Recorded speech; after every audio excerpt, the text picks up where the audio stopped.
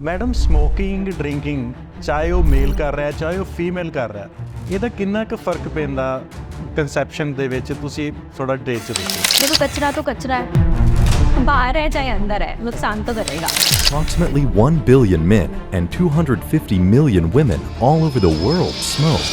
अब वो चाहे थोड़ा है चाहे ज़्यादा है। Tobacco killed 100 million people in the 20th century. तो आप देख लो आपको आने वाली जनरेशन कचरे वाली चाहिए या बिना कचरे की चाहिए। ਮੈਂ ਇਹਦੇ ਵਿੱਚ ਉਹ ਚੀਜ਼ ਤੁਹਾਨੂੰ ਪੁੱਛਣਾ ਚਾਹਾਂਗਾ ਜਿਵੇਂ ਸਿੱਧੂ ਮੂਸੇਵਾਲੇ ਦੇ ਜਿਹੜੇ ਮਦਰ ਨੇ ਉਹਨਾਂ ਨੇ IVF ਕਰਾਇਆ जी ਉਹਨਾਂ ਦੀ ਏਜ ਜਿਹੜੀ ਸੀਗੀ ਕਾਫੀ ਮੇਰੇ ਕਹਿੰਦਾ 60 ਪਲੱਸ ਆਲਮੋਸਟ ਸੀਗੇ ਉਸ ਏਜ 'ਚ ਜਾ ਕੇ ਉਹਨਾਂ ਨੇ ਆਪਣਾ IVF ਕਰਾਇਆ। ਤੁਹਾਨੂੰ ਕੀ ਲੱਗਦਾ ਕਿ ਆਯੁਰਵੇਦਾ ਦੇ ਵਿੱਚ ਵੀ ਕੁਝ ਇਹੋ ਜਿਹੀ ਆਪਸ਼ਨ ਸੀਗੀ ਕਿ ਉਹ IVF ਨਾ ਕਰਕੇ ਆਯੁਰਵੇਦਾ ਦੇ ਥਰੂ ਕਰਦੇ ਤੇ ਸ਼ਾਇਦ ਕਨਸੀਵ ਹੋ ਜਾਂਦਾ। ਤੇ ਤੁਸੀਂ ਇਹ ਦੱਸਿਆ ਕਿ ਅਸੀਂ ਬੱਚੇ ਵੀ ਕਸਟਮਾਈਜ਼ ਕਰਦੇ ਹਾਂ, ਠੀਕ ਹੈ। ਇਹ ਇੱਕ ਆਪਣੇ ਆਪ 'ਚ ਇੱਕ ਬੜਾ ਇੱਕ ਇੰਟਰਸਟਿੰਗ ਟੌਪਿਕ ਮੈਨੂੰ ਲੱਗਿਆ ਤੇ ਤੁਸੀਂ ਮੈਨੂੰ ਥੋੜਾ ਦੱਸੋ कि बच्चे किਵੇਂ कस्टमाइज ਹੁੰਦੇ ਨੇ विद आयुर्वेदा। तो आप उसको IVF में चले जाओ, नो पर्सनली मैं इसको रिकमेंड नहीं करूँगी। अगर कोई आयुर्वेद में कभी पहले आया ही नहीं है तो ਚਾਹੁੰਦੇ ਕਿਸੇ ਵੀ ਕੰਮ ਨੂੰ ਲੈ ਕੇ ਅਸੀਂ ਇਹਨੂੰ ਕੰਸੀਡਰ ਕਰ ਸਕਦੇ ਹਾਂ ਕਿ ਉਹ ਚਾਹੁੰਦੇ ਨੇ ਕਿ ਜੇ ਪੈਸੇ ਨਾਲ ਚੀਜ਼ ਆ ਸਕਦੀ ਆ ਤੇ ਫਿਰ ਅਸੀਂ ਉਸ ਚੀਜ਼ ਦੇ ਲਈ ਆਪਾਂ ਇੰਨੀ ਮਿਹਨਤ ਕਿਉਂ ਕਰੀਏ कि मैम हमारे तो कभी ऐसा भी होता है, मतलब मजाक में हम कभी डिस्कस कर रहे होते हैं तो IVF करा रहे हैं और फिर बोलते हैं अच्छा एक बार स्मोक कर लूँ क्या, मतलब ਕਪਲਸ ਨੇ ਉਹ ਇਸ ਚੀਜ਼ ਤੋਂ ਡਰ ਜਾਣਗੇ ਕਿ ਇਹਨਾਂ ਨੇ ਇੰਨੀ ਜ਼ਿਆਦਾ ਇਨਵੈਸਟੀਗੇਸ਼ਨਸ ਕਰਨੀਆਂ ਨੇ ਫਿਰ ਸਾਨੂੰ 2 ਸਾਲ ਦੀ ਪ੍ਰੋਸੈਸ ਦੇ ਵਿੱਚ ਲੈ ਕੇ ਜਾਣਾ ਕਿ ਨੈਚੁਰਲ ਤੁਸੀਂ ਕੰਸੈਪਸ਼ਨ ਕਰਨ ਵਾਸਤੇ ਤੁਹਾਨੂੰ ਇਹ ਚੀਜ਼ਾਂ ਕਰਨੀਆਂ ਪੈਣਗੀਆਂ। ਸਤਿ ਸ਼੍ਰੀ ਅਕਾਲ, ਮੈਂ ਰਣਜੀਤ ਪਾਲ। ਅੱਜ ਅਸੀਂ ਬਹੁਤ ਹੀ ਇੰਪੋਰਟੈਂਟ ਟੌਪਿਕ ਡਿਸਕਸ ਕਰਨ ਜਾ ਰਹੇ ਹਾਂ ਜੋ ਹੈ ਗਰਭ ਧਾਰਨ ਜਾਂ ਅਸੀਂ ਗਰਭ ਸੰਸਕਾਰ ਕਹਿੰਦੇ ਹਾਂ ਜਿਹਨੂੰ।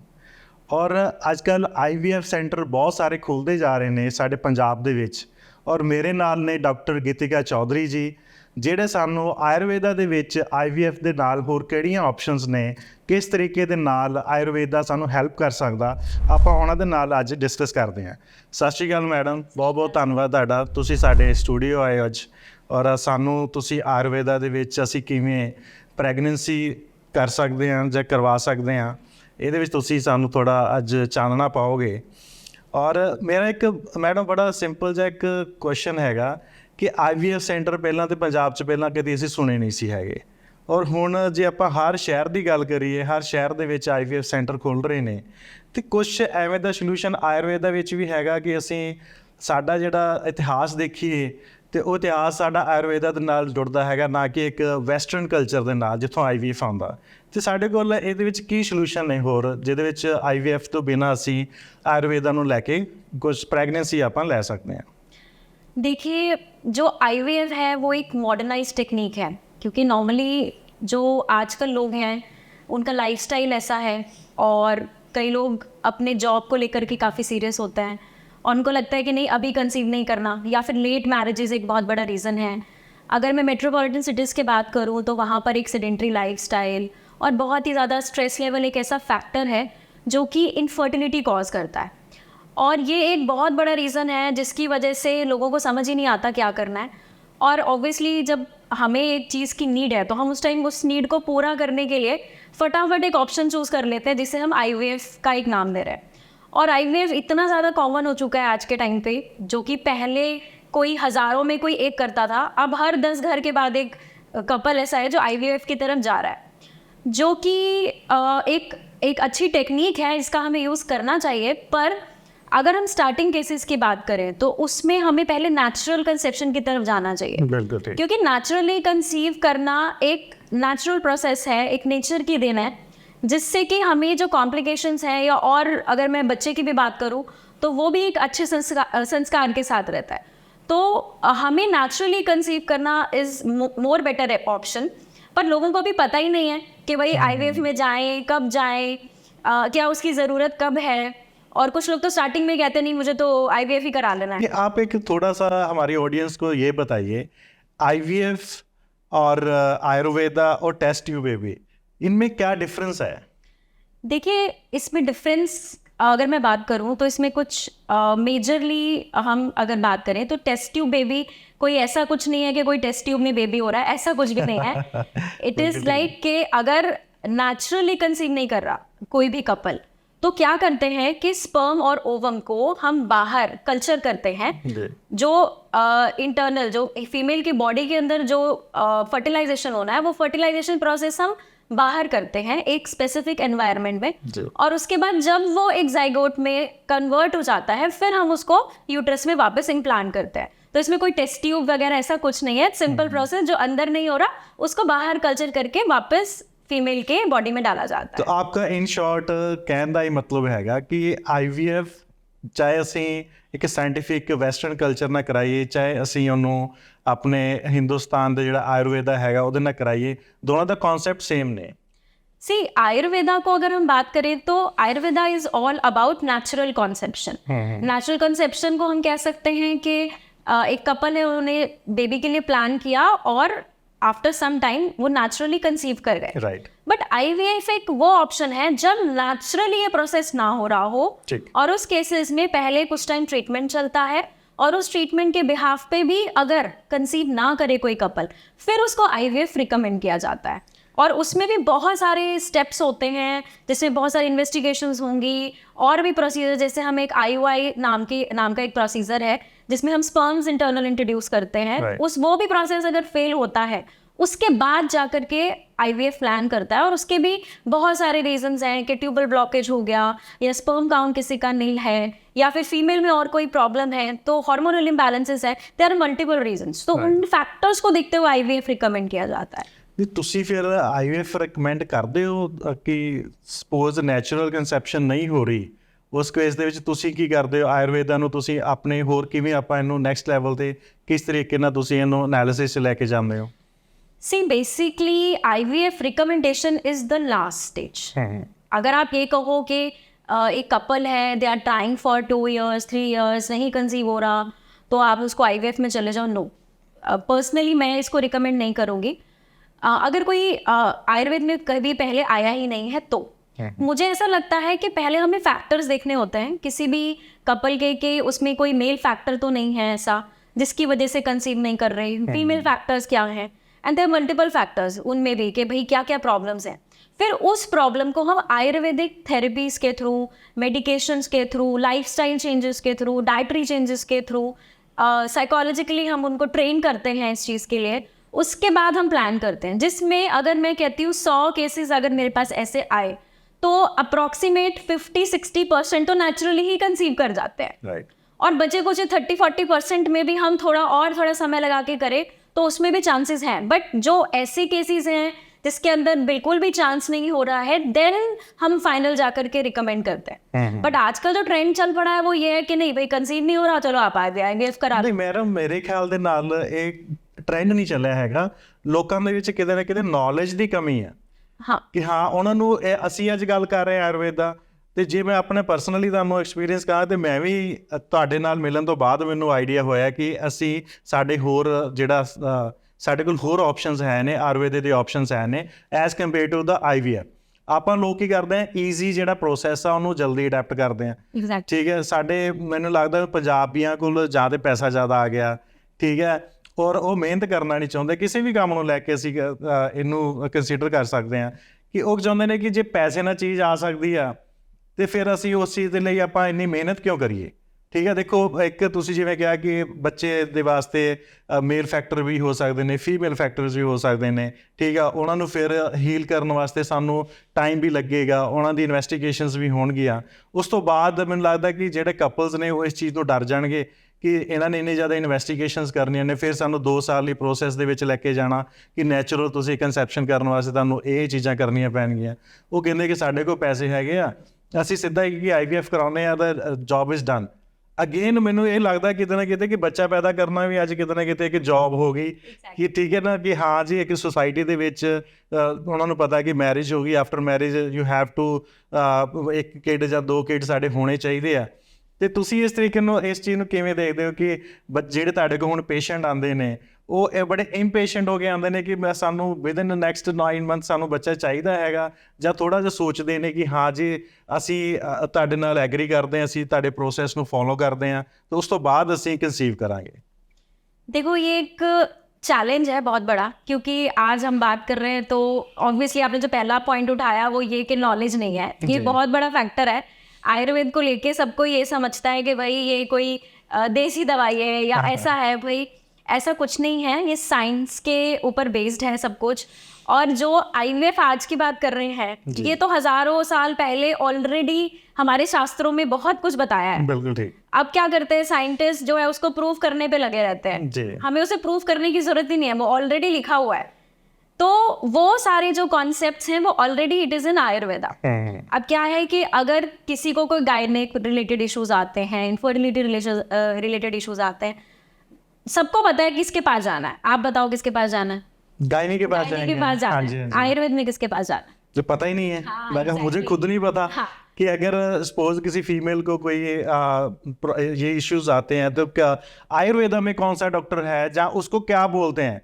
अगर मैं बोलूँ कि हाँ अगर बच्चों के पास जाना तो हमें किस डॉक्टर के पास जाना वो मुझे पता है, ठीक है। अगर हमारी कोई मेंटल प्रॉब्लम है तो किस डॉक्टर के पास वो पता है। लेकिन आयुर्वेदा में किस डॉक्टर के पास जाना है ये हमारे पास कोई ऑप्शन ना हमने पढ़ा है ना कभी सुना है। तो आप बताइए इस चीज को और थोड़ा एक्सप्लेन करके। देखो ये बेसिकली है क्या, जैसे आज हम देखते हैं कि किसी को हार्ट की प्रॉब्लम है तो वो कार्डियोलॉजिस्ट के पास जाएगा, स्किन रिलेटेड इश्यूज हैं वो डर्मेटोलॉजिस्ट के पास जाएगा। तो इसी तरीके के जो डिपार्टमेंट्स अलग अलग असाइन किए हुए हैं according to allopathy, right, modern medicine जिसको हम बोलते हैं। आयुर्वेद में भी इसी तरीके से अलग अलग डिपार्टमेंट्स होते हैं। वहाँ पे अगर मैं जनरल फिजिशियन की बात करूँ तो उसके लिए काय चिकित्सा का डिपार्टमेंट है, सर्जरी की बात करूँ तो उसके लिए शल्य तंत्र का डिपार्टमेंट है, और इसी तरीके से अगर मैं गायनी ऑब्स की बात करूँ तो उसके लिए हमारे पास स्त्री प्रसूति डिपार्टमेंट अलग होता है। हम लोग प्रॉपर इसका डिग्री होती है, फिर पोस्ट ग्रेजुएशन होती है जिसमें इसी तरीके के पेशेंट्स को हम आयुर्वेद मेडिसिन से ट्रीट आउट करते हैं विद थेरेपीज ऑल्सो। अब जैसे क्या है एलोपैथी में क्या होता है, आपने एक मेडिसिन दी और साथ में अगर रिक्वायर्ड हुई तो कोई माइनर प्रोसीजर कर दिया। बिल्कुल इसी तरीके से आयुर्वेद में भी मेडिसिन हैं but that is totally herbal, right, and therapies हैं जिसमें हम बहुत ज़्यादा इस तरीके का कोई ओपन हैंड प्रोसीजर नहीं है जिसमें हम कोई सर्जरी करें या ऐसा। तो उसमें कुछ ऐसे प्रोसीजर जैसे पंचकर्मा है, पंचकर्मा में हम मेडिकेशंस के थ्रू जो हम हमारे ओपनिंग्स के थ्रू हम मेडिसिन देते हैं जिससे पेशेंट्स को रिजल्ट बड़े अच्छे आते हैं। तो अगर हम आईवीएफ और इन सब चीज़ों की बात करें, कंसेप्शन की बात करें, इनफर्टिलिटी की बात करें, या किसी को फाइब्रॉइड है, पीसीओडी, पीसीओएस है, इन सब चीज़ों के लिए हर्बल मेडिसिन होती हैं और साथ में कुछ थेरेपीज होती हैं जिससे हम, अब नॉर्मली आप खाना खाएंगे, ठीक है, आप मुंह के थ्रू ही आप मेडिसिन लेते हो, या एलोपैथी में आईवी के थ्रू होता है। बट हमारे पास बहुत ऑप्शंस हैं। जैसे हम आईज का अगर ट्रीटमेंट करें तो उसके लिए अक्षी तर्पण है, घुटनों की प्रॉब्लम है तो उसके लिए हम जानुबस्ती करते हैं। ऐसे ही अगर गायनिक रिलेटेड इश्यूज में उत्तरबस्ती एक प्रोसीजर होता है। मेल्स में अगर स्पर्म काउंट कम है उसमें भी हम लोग उत्तरबस्ती प्रोसीजर यूज करते हैं, पर लोगों को पता ही नहीं है। उन्हें लगता है बस जाएंगे जी, वो 4 गोली दे देंगे, हमें गोलियां ज्यादा खानी पड़ेगी, परहेज ज्यादा करना पड़ेगा। ये एक मिथ्स है जो कि हमें बिल्कुल भी ऐसा नहीं है। बहुत ही मॉडर्नाइज्ड वे में हम आयुर्वेदिक प्रैक्टिस करते हैं। अगर आप एक अच्छे फिजिशियन के पास जा रहे हो तो वो आपको प्रॉपरली गाइड करेंगे। तो इसीलिए अगर आपको कोई गायनिक रिलेटेड आपको कोई इश्यूज हैं या आपको प्रेगनेंसी रिलेटेड कोई भी प्रॉब्लम आ रही है तो आप एक स्त्री प्रसूति के हेड यानी आप उसके डॉक्टर के पास जा सकते हो। गायनिक हमारे पास होते हैं आयुर्वेद में। जैसे मैं भी प्रैक्टिस कर रही हूँ लास्ट 15 ईयर्स से, जिसमें जितने भी हमारे पास गायनिक रिलेटेड इश्यूज के कोई पेशेंट्स हैं या जिनको कंसेप्शन में प्रॉब्लम आ रही है या प्रेगनेंसी के ड्यूरेशन में उनको गर्भ संस्कार करवाना है तो वो पेशेंट्स मेरे पास ज़्यादातर आते हैं। तो अगर किसी को भी अगर ऐसा कोई प्रोसीजर कराना है या जाना है तो इसमें जाना चाहिए। जिस तरह ਆਪਾਂ ਗੱਲ ਕਰਦੇ ਹਾਂ ਕਿ ਆਈਵੀਐਫ ਦੇ ਵਿੱਚ ਉਹ ਕਹਿੰਦੇ ਨੇ ਕਿ ਅਸੀਂ ਤੁਹਾਡੇ ਟੈਸਟ ਟਿਊਬ ਦੇ ਵਿੱਚ ਸਪਰਮ ਐਂਡ ਐਗਸ ਲੈ ਕੇ ਉਹਨਾਂ ਨੇ ਸਾਰਾ ਆਪਣਾ ਪ੍ਰੋਸੀਜਰ ਕੀਤਾ, then they are going to place in a uterus, ਤੇ ਉਸ ਤੋਂ ਬਾਅਦ ਤੁਹਾਡੀ ਪ੍ਰੈਗਨੈਂਸੀ ਹੋ ਗਈ। ਤੁਸੀਂ ਇਹ ਵਾਲਾ ਪ੍ਰੋਸੈਸ ਆਲਮੋਸਟ ਪ੍ਰੋਸੈਸ ਸੇਮ ਹੈਗਾ, ਲੇਕਿਨ ਤੁਸੀਂ ਇਹਨੂੰ ਆਪਣੇ ਆਯੁਰਵੇਦਾ ਤਰੀਕੇ ਨਾਲ ਕਰ ਰਹੇ ਆ, ਇੱਕ ਨੈਚੁਰਲ ਤਰੀਕੇ ਨਾਲ ਕਰ ਰਹੇ ਆ ਤਾਂ ਕਿ ਜਿਹੜੀ ਕੰਸੈਪਸ਼ਨ ਹੈਗੀ ਆ ਉਹ ਅੱਛੇ ਤਰੀਕੇ ਨਾਲ ਹੋ ਸਕੇ। देखो आईवीएफ एक टेक्निक है, एक्सटर्नल हम फर्टिलाइजेशन करके वापस बेबी को एम्ब्रियो को हम लोग इंटरनल यूट्रस में डालने के लिए। आयुर्वेद से हम क्या करते हैं कि नेचुरली ही कंसीव करवा देते हैं। मतलब नेचुरली ही ਜਾਨੀ कंसीव ਕਿ करता है। ਜਿੰਨੇ ਵੀ ਐਫਰਟਸ ਨੇ हाँ जी। ਉਹ ਐਫਰਟ ਅਸੀਂ ਜ਼ੀਰੋ ਕਰ ਦਿੱਤੇ ਹਾਂਜੀ। ਜਿਹੜੇ ਬਾਹਰ ਹੋ ਰਹੇ ਸੀਗੇ। जी ਠੀਕ ਹੈ, ਜਿਹੜੇ ਆਪਾਂ ਇਨ ਸ਼ਾਰਟ ਕਹਿੰਦੇ ਆ ਕਿ ਜਿਹੜਾ ਇੱਕ ਨੈਚੁਰਲ ਚੀਜ਼ ਆ ਉਹ ਇੱਕ ਰੱਬ ਦੀ ਦਿੱਤੀ ਹੋਈ ਦਾਤ ਆ ਸਾਡੇ ਕੋਲ। ਬਿਲਕੁਲ। ਠੀਕ ਹੈ ਨਾ, ਅਸੀਂ ਉਹਨੂੰ ਰੱਬ ਦੀ ਦਿੱਤੀ ਹੋਈ ਦਾਤ ਦੇ ਨਾਲ ਹੀ ਤੁਸੀਂ ਉਹਨੂੰ ਪ੍ਰੋਸੈਸ ਨੂੰ ਕੰਪਲੀਟ ਕਰਾ ਰਹੇ ਹੋ। ਮੈਨੂੰ ਲੱਗਦਾ ਕਿ ਇਹ ਬੈਸਟ ਤਰੀਕਾ ਹੈਗਾ ਕੰਸੈਪਸ਼ਨ ਕਰਨ ਦਾ, ਰਾਈਟ? हाँ बिल्कुल, ये अच्छा तरीका इसलिए है क्योंकि IVF को देखो मैं पर्सनली बहुत कम रिकमेंड करती हूँ, और अगर रिकमेंड भी करती हूँ वो भी लास्ट स्टेजेस में करती हूँ। रीज़न बीइंग क्योंकि आयुर्वेद के लिए एक बड़ा मिथ होता है कि भाई बहुत स्लो है, बहुत स्लो है। अब किसी को भी थोड़ी सी बीमारी हो गई, वो क्या करेगा? सबसे पहले नॉर्मली जाएगा किसी एलोपैथी डॉक्टर के पास, मेडिसिन लेगा, सबको पता है कि थोड़ा टाइम रिलीफ आएगा, उसके बाद फिर से वो कंटिन्यू होना है, या फिर लंबे समय तक ये जिंदगी भर गोली खानी पड़ेगी। बिल्कुल। अब या तो ये फैक्टर आप ऑप्ट कर लो या फिर नेचुरली ठीक हो जाओ। पर लोग क्या करते हैं, हर जगह घुमाते हैं, अपने बॉडी में सारे टॉक्सिन डाल देते हैं, अपने बॉडी को पूरा एक ऑर्गन खराब है 4 और खराब करके आएंगे, और फिर आयुर्वेद में जब दवाई खाएंगे तो बोलेंगे आयुर्वेद स्लो है। बिल्कुल ठीक है ना। अब हम क्या करें बताएं, हम क्या करते हैं, पहले उसको डिटॉक्स करेंगे, बॉडी को थोड़ा स्टेबलाइज करेंगे, फिर हम डाइटरी चेंजेस थोड़ी बहुत करेंगे तो बोलेंगे भाई ये तो परहेज ही बहुत करा देते हैं। ਇਹਨੂੰ ਅਸੀਂ ਬੜਾ ਵਧੀਆ ਆਪਾਂ ਰਿਲੇਟ ਕਰ ਸਕਦੇ ਹਾਂ ਕਿ ਜਿਵੇਂ ਇੱਕ ਕਿਸਾਨ ਆਪਣੀ ਫਸਲ ਉਗਾਉਂਦਾ ਹੈਗਾ, ਉਹ ਕਹਿੰਦਾ ਕਿ ਮੈਂ ਯੂਰੀਆ ਜ਼ਿਆਦਾ ਪਾ ਦਾਂ, ਮੈਂ ਫਰਟੀਲਾਈਜ਼ਰ ਜ਼ਿਆਦਾ ਕਰ ਲਾਂ, ਠੀਕ ਹੈ, ਫਸਲ ਵੀ ਜ਼ਿਆਦਾ ਹੁੰਦੀ ਆ, ਠੀਕ ਹੈ, ਅਲਟੀਮੇਟਲੀ ਉਹ ਖਾਣ ਲਾਇਕ ਰਹਿੰਦੀ ਨਹੀਂ। ਬਿਲਕੁਲ ਠੀਕ ਹੈ ਨਾ। ਉਸੇ ਤਰੀਕੇ ਦੇ ਨਾਲ ਹੁਣ ਸਾਡੇ ਜਿਹੜੇ ਜਨਰੇਸ਼ਨ ਹੈਗੇ ਆ ਉਹ ਵੀ ਇਸੇ ਕਨਸੈਪਟ ਤੇ ਆ ਗਈ ਕਿ ਅਸੀਂ IVF ਕਰਾ ਲਾਂਗੇ, ਲੇਕਿਨ ਅਸੀਂ ਪ੍ਰੋਸੈਸ ਦੇ ਵਿੱਚ ਜਿਹੜਾ ਲੰਬਾ ਪ੍ਰੋਸੈਸ ਹੈਗਾ, ਜਿਹੜਾ ਨੈਚੁਰਲ ਪ੍ਰੋਸੈਸ ਹੈਗਾ, ਆਪਾਂ ਉਹਨੂੰ ਅਡਾਪਟ ਨਹੀਂ ਕਰਨਾ। ਤੇ ਮੈਨੂੰ ਲੱਗਦਾ ਕਿ ਕਿਤੇ ਨਾ ਕਿਤੇ ਇਹ ਸਾਡੀ ਵਿੱਚ ਹੀ ਕਮੀ ਹੈਗੀ ਹੈ ਕਿ ਅਸੀਂ ਆਪਣੇ ਕਲਚਰ ਨੂੰ, ਅਸੀਂ ਆਪਣੀਆਂ ਚੀਜ਼ਾਂ ਨੂੰ ਪ੍ਰਮੋਟ ਨਹੀਂ ਕਰ ਪਾਏ ਐਜ਼ ਕੰਪੇਅਰ ਟੂ ਕਿ ਵੈਸਟਰਨ ਨੇ ਇਸ ਚੀਜ਼ ਨੂੰ ਬੜੇ ਵਧੀਆ ਤਰੀਕੇ ਨਾਲ ਪ੍ਰਮੋਟ ਕੀਤਾ, ਤਾਂ ਕਿ ਉਹ ਜਿਹੜੀ ਚੀਜ਼ਾਂ ਹਰ ਘਰ ਦੇ ਵਿੱਚ ਪਹੁੰਚ ਗਈ। ਅੱਜ ਤੁਸੀਂ ਬੱਚੇ ਨੂੰ ਪੁੱਛ ਲਓ, ਉਹਨੂੰ ਵੀ ਪਤਾ IVF ਕੀ ਹੁੰਦਾ। ਬਿਲਕੁਲ। ਜੇ ਇਹਦੇ ਆਪਾਂ ਕੋਰਸਪੋਂਡੈਂਸ ਆਪਣਾ ਦੇਖੀਏ ਕਿ ਸਾਡੇ ਇੰਡੀਆ ਦੇ ਜਿਹੜੇ ਸ਼ਾਸਤਰ, ਸਾਡੇ ਇੰਡੀਆ ਦੇ ਜਿਹੜੇ ਸ਼ਾਸਤਰ ਨੇ ਉਹ ਕੀ ਕਹਿੰਦੇ ਨੇ, ਆਪਾਂ ਉਹਨੂੰ ਸੁਣਨਾ ਹੀ ਪਸੰਦ ਨਹੀਂ ਕਰਦੇ। ਸਾਡੀ ਜਨਰੇਸ਼ਨ ਜਿਹੜੀ ਆਪਾਂ ਜ਼ੈਨਜ਼ੀ ਦੀ ਗੱਲ ਕਰਦੇ ਆ, ਉਹ ਵੀ ਕਹਿੰਦੇ ਜੀ ਅਸੀਂ ਨਾ ਐਲੋਪੈਥਿਕ ਮੈਡੀਸਨ ਲਵਾਂਗੇ, ਅਸੀਂ ਆਯੁਰਵੈਦਿਕ ਮੈਡੀਸਨ ਨਹੀਂ ਲੈਂਦੇ, ਸਾਨੂੰ ਫੀਵਰ ਹੋ ਗਿਆ, ਸਾਨੂੰ ਫੀਵਰ ਵਿਦਿਨ 2 ਆਵਰ ਸਾਡਾ ਫੀਵਰ ਨਿਕਲ ਜਾਣਾ ਚਾਹੀਦਾ। ਜਦ ਕਿ ਆਯੁਰਵੇਦ ਕਹਿੰਦਾ ਕਿ ਜੇ ਅੱਜ ਫੀਵਰ ਹੋਇਆ ਤੇ ਅੱਛੀ ਗੱਲ ਆ, ਤੁਹਾਡੀ ਬੋਡੀ ਦੇ ਵਿੱਚ ਕੁਛ ਨਾ ਕੁਛ ਪ੍ਰੋਬਲਮ ਸੀਗੀ, ਉਹਨੂੰ ਹੀਲ ਕਰਨ ਦੇ ਲਈ ਫੀਵਰ ਹੋਇਆ, ਉਹ ਆਪਣੇ ਪ੍ਰੋਸੈਸ ਦੇ ਨਾਲ ਉਹ ਨਿਕਲ ਜਾਏਗਾ, ਫੀਵਰ ਲੱਥ ਜਾਏਗਾ। ਤੁਹਾਡੇ ਕੀ ਇਹਦੇ ਵਿੱਚ ਵਿਚਾਰ ਨੇ? देखो अगर मैं IVF की बात करूं तो सबसे पहले तो लोगों को ये समझना जरूरी है कि IVF वही करवा रहा है जिसको पहले खुद प्रॉब्लम है।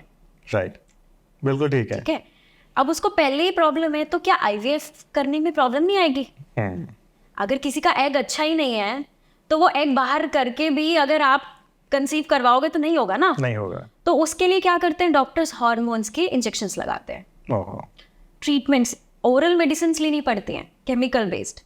सेम फॉर मेल्स, अगर किसी का स्पर्म काउंट बहुत लो है, बहुत मिनिमल है, तो उसके लिए क्या होगा, उसके लिए भी एक प्रोसीजर होता है, उसमें भी प्रोसीजर करना पड़ता है। एक सर्जिकल छोटा सा प्रोसीजर होता है जिसमें टेस्टिकल से स्पर्म निकाल के और फिर हम फर्टिलाइज करते हैं। क्या वो पेनफुल नहीं है? क्या उसके लिए केमिकल बेस्ड मेडिसिन नहीं लेनी? तो आप IVF करवाने के लिए मैं मना नहीं कर रही, आप तब करवाओ ना, पहले खुद तो हेल्दी हो जाओ। बिल्कुल। आपके एग अच्छे नहीं बन रहे, अच्छा बना लो ना उसको अच्छा कर लो। अगर आपका रप्चर एक प्रॉपरली टाइम पे नहीं हो रहा तो उसको रप्चर कराने के प्रोसीजर्स करा लो ना पहले। बिल्कुल। उसके बाद पहले ट्राई कर लो, अगर नहीं हुआ फिर चले जाना IVF में। बिल्कुल। IVF के ड्यूरेशन में जो इंजेक्टेबल्स लगते हैं, जो हार्मोन्स के इंजेक्शन लगते हैं, जो मेडिसिन पेशेंट को लेनी पड़ती है, वो इतनी हार्मफुल हो जाती हैं समटाइम कि जब वो घूम फिर के वापस आयुर्वेद में भी आता है तो रिजल्ट मिलने बड़े मुश्किल होते हैं। पेशेंट ऑलरेडी 2, 2.5, 3 लाख 4 लाख खर्च करने के बाद पहुंच जाता है, और उसके बाद हमसे एक्सपेक्ट करता है कि हम तो भगवान हैं, हम 6 महीने में बच्चा पैदा कर दें। नहीं, ऐसा नहीं होता। आप पहले आइए, पहले नेचुरली खुद को रिकवर करो, उसके बाद आप फिर भी देखो, बहुत सारी केसेस मैंने आपको बोला 100% रिजल्ट कोई नहीं देता। मैं कहती हूँ कि 100 में से अगर 60 लोगों को नेचुरली कंसीव हो गया तो बच गए ना। बिल्कुल। वो 40 ही करवा। ਅਸੀਂ ਜੇ ਇਹਦਾ ਕੰਪੈਰੀਜ਼ਨ ਕਰਦੇ ਆ ਕਿ IVF ਦੇ ਵਿੱਚ ਅਸੀਂ ਇੰਨੇ ਜ਼ਿਆਦਾ ਇੰਜੈਕਟੇਬਲ ਲੈ ਰਹੇ ਆ, ਇੰਨੀ ਜ਼ਿਆਦਾ ਮੈਡੀਸਿਨ ਔਰਲ ਲੈ ਰਹੇ ਆ, ਆਪਾਂ ਨੂੰ ਕਿਤੇ ਨਾ ਕਿਤੇ ਸਾਡੀ ਬੋਡੀ ਵੀ ਇਫੈਕਟ ਕਰ ਰਹੀ ਹੈ ਔਰ ਆਉਣ ਵਾਲਾ ਬੱਚਾ ਵੀ ਇਸ ਚੀਜ਼ ਨਾਲ ਇਫੈक्ट होएगा। देखो बिल्कुल होता है। मैं आपको एक सिंपल सी एक मेडिसिन का बताती हूँ। कुछ पेशेंट्स होते हैं जिनमें एग प्रॉपरली मैच्योर नहीं होता, राइट। तो उसको मैच्योरेशन के लिए एक मेडिसिन आती है क्लोमिफेन सिट्रेट करके। अब वो एक पेशेंट लेता है जो कि कहीं ना कहीं हमारे कैंसर सेल्स को भी एक्टिवेट करती है। ओके। और होता क्या है कि कपल इतना डेस्परेट होता है प्रेगनेंसी के लिए, वो क्या करता है, गायनेक के पास जाएगा, ट्रीटमेंट ले लेगा, और फिर वहां से रिजल्ट नहीं मिला, दूसरे के पास चले जाएंगे, तीसरे के पास चले जाएंगे, ऐसे 10-10 साल लोग ट्रीटमेंट कराते हैं। बिल्कुल ठीक। और अकॉर्डिंग टू साइंस ये बोला गया है कि 4 to 5 टाइम्स से ज्यादा आपको ये टैबलेट देनी ही नहीं है पूरी लाइफ में, नॉट इन लाइफ। Okay. हम कहते हैं 3, 4, 5 ईयर्स के गैप में। ओके। तो अगर एक पेशेंट सोचो 10 साल से ट्रीटमेंट करा रही है और अगर वो ये रेगुलर खा रही है, तो सोचो कैंसर नहीं बढ़ेगा क्या? बिल्कुल डेफिनेटली बढ़ेगा। इसीलिए आजकल cervical cancers, ovarian cancers, breast cancer increase हो रहे हैं।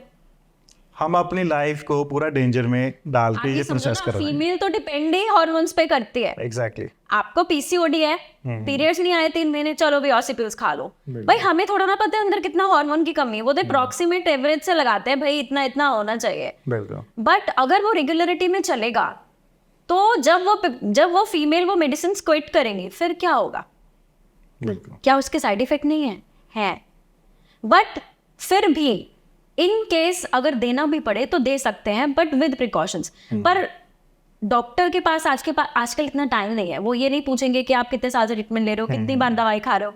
तो वो अगर 10 गायनेक के पास चली गई ना, तो 10 गायनेक ने उसको जितनी भी मेडिसिन दी और गलती से डॉक्टर से छूट जाए हिस्ट्री में लेना कि भाई आपने वो कितनी बार खाई है करके, तो बहुत प्रॉब्लम आएगी। नहीं, कई बार देखो ਸਾਡੇ ਜਿਹੜੇ ਪੇਸ਼ੈਂਟ ਨੇ ਫਾਈਲਾਂ ਹੀ ਆਪਣੀਆਂ ਮਿਸ ਕਰ ਦਿੰਦੇ ਨੇ ਬਿਲਕੁਲ। ਕਿ ਪਹਿਲਾਂ ਆਪਾਂ ਕਿਸ ਡਾਕਟਰ ਕੋਲ ਗਏ ਸੀ ਜੀ, ਸਾਡੀ ਫਾਈਲ ਮਿਸ ਹੋ ਗਈ, ਸਾਡੀ ਪ੍ਰੈਸਕ੍ਰਿਪਸ਼ਨ ਜਿਹੜੀ ਉਹ ਮਿਸ ਹੋ ਗਈ, ਤੇ ਜੇ ਆਪਾਂ ਇਹਨੂੰ ਲੈ ਕੇ ਚੱਲੀਏ ਕਿ ਉਹ ਡਾਕਟਰ ਕੋ ਕਿਤੇ ਨਾ ਕਿਤੇ ਫਾਈਲ ਮਿਸ ਹੋ ਗਈ, ਉਹਦੀ ਨਵੇਂ ਡਾਕਟਰ ਕੋ ਗਏ, ਉਹਨੇ ਦੁਬਾਰਾ ਮੈਡੀਸਿਨ ਦੇਤੀ, तो अपनी लाइफ ਨੂੰ ਕਿੰਨਾ डेंजर ਚ ਪਾ ਰਹੇ ਨੇ। मैं वैसे भी कह रही हूँ, इसमें हम फॉल्ट आगे फिर हम डॉक्टर को देते जी। हैं, इसमें डॉक्टर फॉल्टी नहीं है, इसमें फॉल्टी पेशेंट है। उसको अपने बारे में सब जानना चाहिए, उसके लिए क्या जरूरी है वो जानना चाहिए। इसीलिए एजुकेशनल प्रोग्राम्स होता है। आज भी हम इसी बात पे डिस्कस कर रहे हैं। बिल्कुल जी, बिल्कुल। वी डोंट से कि आईवीएफ बुरा है, no, IVF is a very good technique, but sometimes in the last case आप उसको यूज करो, टाइम रहते उसको यूज करो। ਆਪਣੇ ਜਿਹੜੇ ਸਿਆਣੇ ਕਹਿੰਦੇ ਹੈਗੇ ਕਿ ਤੁਸੀਂ ਕੀ ਕਰੋ, ਪਹਿਲਾਂ ਆਪਣੇ ਜਿਹੜੇ ਤਰੀਕੇ ਨੇ ਉਹ ਇਸਤੇਮਾਲ ਕਰੋ, ਜੇ ਉਹ ਇਸਤੇਮਾਲ ਨਹੀਂ ਹੁੰਦੇ, ਠੀਕ ਹੈ, ਫਿਰ ਅਸੀਂ ਸਾਇੰਸ ਨੂੰ ਇਨਕਲੂਡ ਕਰਦੇ ਹਾਂ। ਫਿਰ ਸਾਇੰਸ ਜੋ ਜਿਵੇਂ ਕਹਿੰਦੀ ਆਪਾਂ ਉਸ ਤਰ੍ਹਾਂ ਚੱਲੀਏ। ਪਹਿਲਾਂ ਘੱਟੋ ਘੱਟ ਆਪਾਂ ਆਪਣੇ ਤਰੀਕੇ ਦੇ ਨਾਲ ਚੱਲੀਏ। ਆਪਾਂ ਆਪਣੇ ਬਜ਼ੁਰਗਾਂ ਨੂੰ ਦੇਖੀਏ, ਕਦੀ ਅਸੀਂ IVF ਜਾਂ ਕਦੀ ਇਹੋ ਜਿਹੀ ਚੀਜ਼ਾਂ ਸੁਣੀਆਂ ਨਹੀਂ ਸੀ ਹੈਗੀਆਂ। ਜਦੋਂ ਅਸੀਂ ਮੈਚਿਓਰ ਹੋਏ ਹਾਂ, ਅਸੀਂ ਅਡਲਟ ਹੋਏ ਹਾਂ, ਉਦੋਂ ਸਾਡੇ ਕੋਲ ਕਦੀ ਸੁਣ ਨਹੀਂ ਸੀ ਆਉਂਦਾ। ਪਰ ਹੁਣ ਅਸੀਂ ਦੇਖਿਆ ਪੰਜਾਬ ਦੇ ਵਿੱਚ ਹਰ ਸ਼ਹਿਰ ਦੇ ਵਿੱਚ IVF सेंटर खुल गए। ਮੈਨੂੰ ਲੱਗਦਾ ਕਿ ਜੇ ਐਵੇਂ ਦੀ ਟਾਕ ਹੁੰਦੀ ਰਹੇ। ऐसी बात बताती हूँ, हर घर में फीमेल्स मेल्स आजकल हर कोई स्मोकिंग कर रहा है, ड्रिंक कर रहा है ना, तो आप बताओ उनको कैसे नेचुरली कंसीव होगा? बिल्कुल। आप छोड़ने के लिए भी बोलते हैं। मैं नॉर्मली कई गायनेक से मेरी जब कॉन्वर्सेशन होती है तो जैसे कि मैम हमारे तो कभी ऐसा भी होता है, मतलब मजाक में हम कभी डिस्कस कर रहे होते हैं, तो IVF करा रहे हैं और फिर बोलते हैं अच्छा एक बार स्मोक कर लूँ क्या? मतलब how can you even think of it कि आप किस चीज़ के लिए प्लान कर रहे हो, एंड इतना महंगा ट्रीटमेंट में भी आप प्रोसीजर सॉरी आप अपनी लाइफस्टाइल आप बदलने को तैयार नहीं। ਨਹੀਂ ਮੈਡਮ, ਮੈਂ ਉਹੀ ਗੱਲ ਇੱਥੇ ਕਰਦਾ ਹੈਗਾ ਕਿ ਆਪਾਂ ਨੂੰ ਨਾ ਸ਼ਾਰਟਕਟ ਚਾਹੀਦੇ ਨੇ ਜ਼ਿੰਦਗੀ ਦੇ ਵਿੱਚ। ਅਸੀਂ ਸ਼ਾਰਟਕਟ, ਸਾਡੇ ਬੱਚੇ ਵੀ ਸ਼ਾਰਟਕਟ 'ਚ ਹੋ ਜਾਣ, ਸਾਨੂੰ ਜਿਹੜੀ ਸਕਸੈਸ ਹੈਗੀ ਆ ਉਹ ਵੀ ਓਵਰਨਾਈਟ ਮਿਲ ਜੇ, ਠੀਕ ਹੈ। ਮੈਂ ਤੇ ਆਪਣੇ ਆਫਿਸ ਦੇ ਵਿੱਚ ਵੀ ਆਪਣੇ ਪੋਡਕਾਸਟ ਵਿੱਚ ਵੀ ਡਿਸਕਸ ਕਰਦਾ ਕਿ ਜਿਹੜੀ ਚੀਜ਼ ਜਿੰਨੀ ਜਲਦੀ ਆਏਗੀ ਉਹ ਉਨੀ ਜਲਦੀ ਜਾਏਗੀ ਵੀ। ਤੇ ਇਸ ਕਰਕੇ ਆਪਾਂ ਨੂੰ ਜਿਹੜਾ ਇੱਕ ਨੈਚੁਰਲ ਪ੍ਰੋਸੈਸ ਹੈਗਾ, ਜਿਹੜਾ ਬੇਬੀ ਦਾ ਪ੍ਰੋਸੈਸ ਹੈਗਾ ਕਿ 9 ਮੰਥ ਬਾਅਦ ਬੇਬੀ ਹੋਣਾ, ਤੇ ਆਪਾਂ ਉਹਨੂੰ ਕੰਪਲੀਟ ਕਰੀਏ। ਜੇ ਆਪਣਾ ਪ੍ਰੋਸੈਸ ਹੈਗਾ ਕਿ ਇੱਕ ਬੱਚੇ ਨੂੰ ਇੱਕ ਕਨਸੀਵ ਕਰਨ ਲਈ ਇਹ ਚੀਜ਼ਾਂ ਸਾਨੂੰ ਜੋ ਵੀ ਆਯੁਰਵੇਦਾ ਰਿਕਮੈਂਡ ਕਰਦਾ ਸਾਨੂੰ ਕਰਨੀਆਂ ਚਾਹੀਦੀਆਂ, ਫਿਰ ਅਸੀਂ ਦੂਸਰੇ ਕਨਸੈਪਟ ਵੱਲ ਜਾਈਏ ਆਪਣਾ। जो बेबी कंसीव करना है ना, बेसिकली बेबी कंसीव करना लोग अपना काम समझते हैं कि भाई जॉब का प्रेशर है, जॉब है ना, तो हमें बेबी करना है। ये हमारा एक काम नहीं है बेसिकली।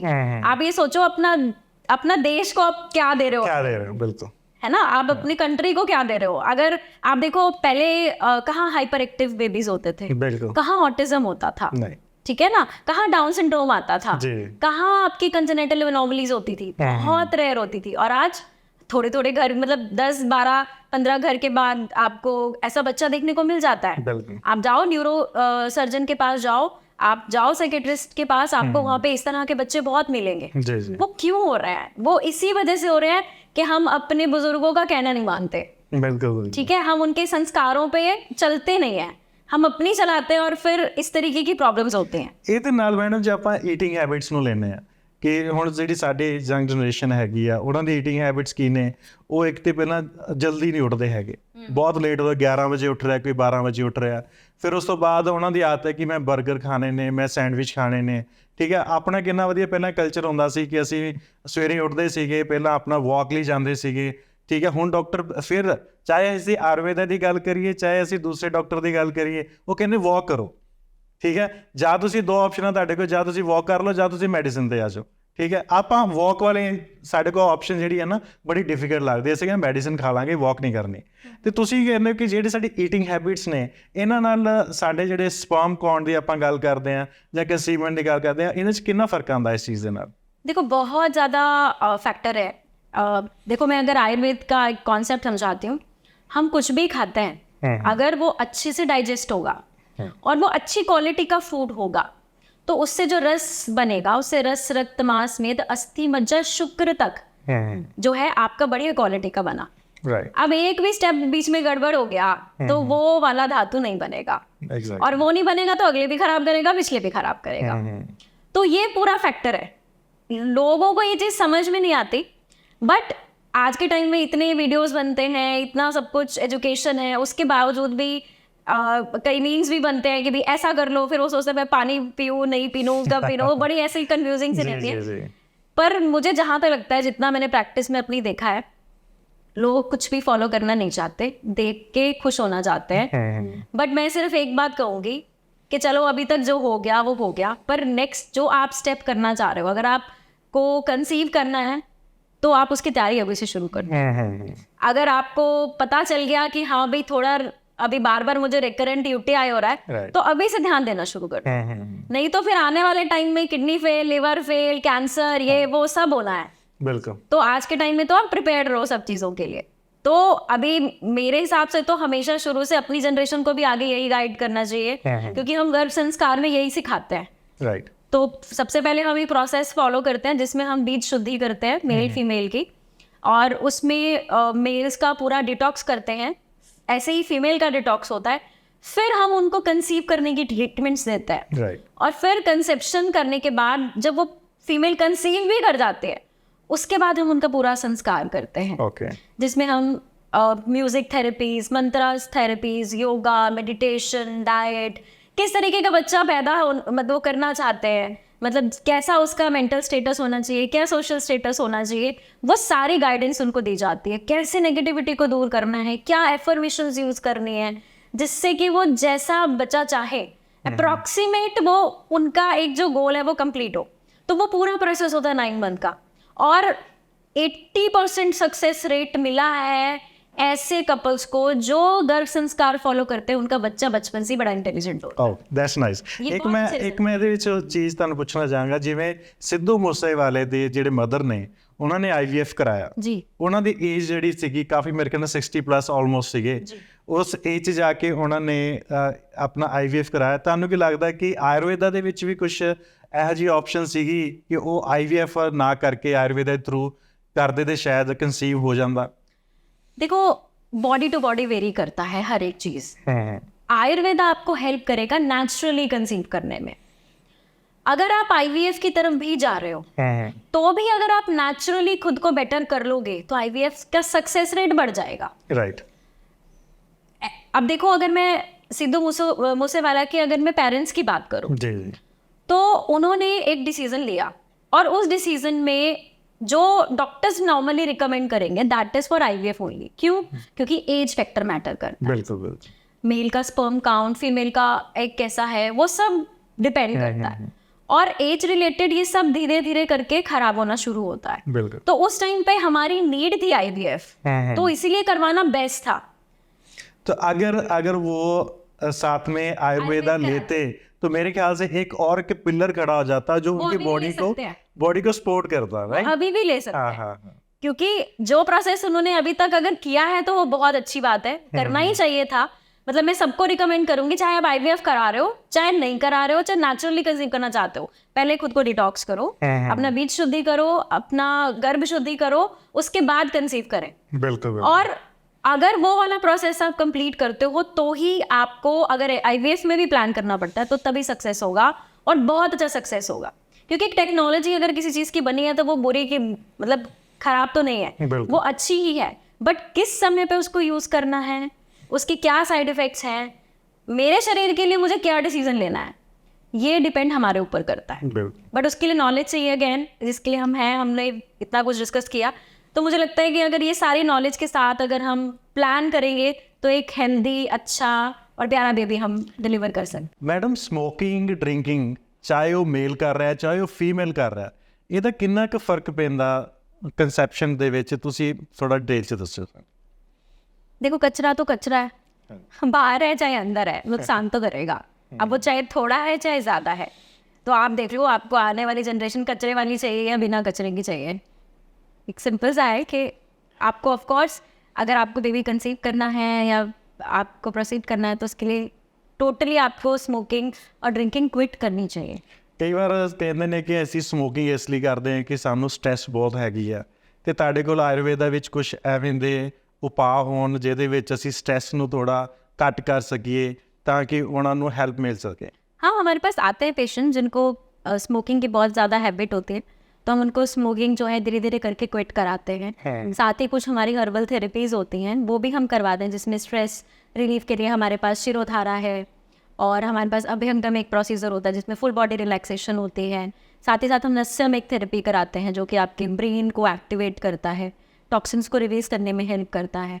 तो बहुत सारे ऐसे प्रोसीजर्स हैं, मतलब ट्रीटमेंट तो हर एक चीज़ का है आयुर्वेद में। ਨਹੀਂ ਅਸੀਂ ਨਾ ਅੱਜ ਕੱਲ੍ਹ ਅਸੀਂ ਜਦੋਂ ਬਾਹਰ ਬੈਠੇ ਸੀ ਗੱਲ ਕਰ ਰਹੇ ਸੀ, ਤੁਸੀਂ ਕਹਿੰਦੇ ਕਿ ਕਸਟਮਾਈਜੇਸ਼ਨ ਦੀ ਸਾਡੀ ਗੱਲ ਚੱਲ ਰਹੀ ਸੀਗੀ, ਅਤੇ ਮੈਂ ਬੜਾ ਕਿਊਰੀਅਸ ਸੀ ਕਿ ਚਲੋ ਮੈਡਮ ਨੂੰ ਇਹ ਸਵਾਲ ਪੁੱਛਾਂਗੇ ਕਸਟਮਾਈਜੇਸ਼ਨ ਬਾਰੇ। ਹੁਣ ਤੁਸੀਂ ਦੇਖੋਗੇ ਅਸੀਂ ਗੱਲਾਂ ਸੁਣਦੇ ਆ ਕਿ ਗੱਡੀਆਂ ਕਸਟਮਾਈਜ਼ ਕਰਾਉਂਦੇ ਆ, ਬਾਈਕਸ ਕਸਟਮਾਈਜ਼ ਕਰਾਉਂਦੇ ਆ, ਕੋਈ ਪਾਰਟ ਅਸੀਂ ਜਿਹੜਾ ਬਾਈ ਡਿਫਾਲਟ ਆ ਰਿਹਾ ਉਹਨੂੰ ਉਤਾਰ ਕੇ ਨਵਾਂ ਲਗਾ ਦਿੰਦੇ ਆ ਕਾਰਾਂ ਦੇ ਵਿੱਚ, ਅਤੇ ਤੁਸੀਂ ਅੱਜ ਦੱਸਿਆ ਕਿ ਅਸੀਂ ਬੱਚੇ ਵੀ ਕਸਟਮਾਈਜ਼ ਕਰਦੇ ਹਾਂ। ਠੀਕ ਹੈ, ਇਹ ਇੱਕ ਆਪਣੇ ਆਪ 'ਚ ਇੱਕ ਬੜਾ ਇੱਕ ਇੰਟਰਸਟਿੰਗ ਟੌਪਿਕ ਮੈਨੂੰ ਲੱਗਿਆ, ਅਤੇ ਤੁਸੀਂ ਮੈਨੂੰ ਥੋੜ੍ਹਾ ਦੱਸੋ ਕਿ ਬੱਚੇ ਕਿਵੇਂ ਕਸਟਮਾਈਜ਼ ਹੁੰਦੇ ਨੇ ਵਿਦ ਆਯੁਰਵੇਦਾ। सी कस्टमाइजेशन का मतलब ये नहीं है कि अगर आप ये सोचो कि एक फैमिली में अगर 5-6 नॉर्मल हाइट है तो आप 6 फुट के बच्चे पैदा कर दो, इट्स नॉट पॉसिबल। ये जेनेटिकली पॉसिबल नहीं है, बट नियर अबाउट कुछ चीज़ें देखो। गर्भ संस्कार is basically about physical, mental, social और स्पिरिचुअल चेंज। अब उसमें बेसिकली क्या है, अगर हम फिजिकली बात करेंगे तो यस, अगर आपकी फैमिली में 5'6" या 5'7" का एवरेज हाइट है, 5'8" तक का हाइट है, यस आप उसमें थोड़ा 5'9", 5'10" तक धीरे धीरे इंक्रीज कर सकते हो। कैसे कर सकते हो, उसमें हम एफर्मेशंस जो है फीमेल को बताते हैं कि आप अगर वो चाहती है कि मुझे थोड़ा इतना तक हाइट हो मेरे बच्चे की, या कलर थोड़ा फेयर हो, तो उस तरीके से हम थोड़ा थोड़ा कस्टमाइजेशन करके देते हैं। बट अगर कोई हमें फॉर्म में ये फिल करके दे दे कि भाई उनका बिल्कुल डार्कर शेड है और मेरे को बिल्कुल फेयरर कर दो, मुझे अमेरिकन कर दो, नहीं, इट्स नॉट पॉसिबल। वो आपकी जीन्स में है, वो कभी चेंज नहीं होगा। हाँ, टाइम टू टाइम थोड़ा थोड़ा वेरिएशन आ सकता है, बट एकदम चेंज नहीं होता। उसमें हम लोग अलग अलग करते हैं कि आईज़ कैसी हो, ठीक है, आपका नोज़ कैसा हो, या आपका बॉडी स्ट्रक्चर कैसा होना चाहिए, हेयर्स कैसे होने चाहिए, तो मिनिमम चेंजेस उसमें आते हैं। अलॉन्ग विद इससे भी जो इम्पोर्टेंट बात है वो ये है कि आजकल मदर्स चाहते हैं कि मेरा बच्चा जो है कृष्ण जैसा हो, ਬਿਲਕੁਲ मेरा बच्चा जो है वो राम जैसा हो। ਮੈਂ ਮੈਡਮ ਇੱਥੇ ਤੁਹਾਨੂੰ ਰੋਕੂੰਗਾ। ਅੱਜ ਕੱਲ੍ਹ ਲੋਕ ਇਹ ਨਹੀਂ ਚਾਹੁੰਦੇ ਕਿ ਮੇਰਾ ਰਾਮ ਜੈਸਾ ਬੇਟਾ ਹੋ, ਠੀਕ ਹੈ, ਜਾਂ ਮੇਰਾ ਲਕਸ਼ਮਣ ਹੋ, ਜਾਂ ਮੇਰਾ ਕ੍ਰਿਸ਼ਨ ਹੋ। ਅੱਜ ਕੱਲ੍ਹ ਲੋਕ ਇਹ ਚਾਹੁੰਦੇ ਨੇ सलमान खान हो, ठीक है, शाहरुख खान हो, ठीक है, या ब्रैड पिट हो, वो चीज़ें लोग चाहते हैं। ठीक है, आज आपने ये बोला कि कस्टमाइजेशन होती है, आप आंखों के कलर चेंज कर सकते हो, ठीक है, आप अगर हेयर के कलर चेंज करवाना चाहते हो वो हो जाएंगे।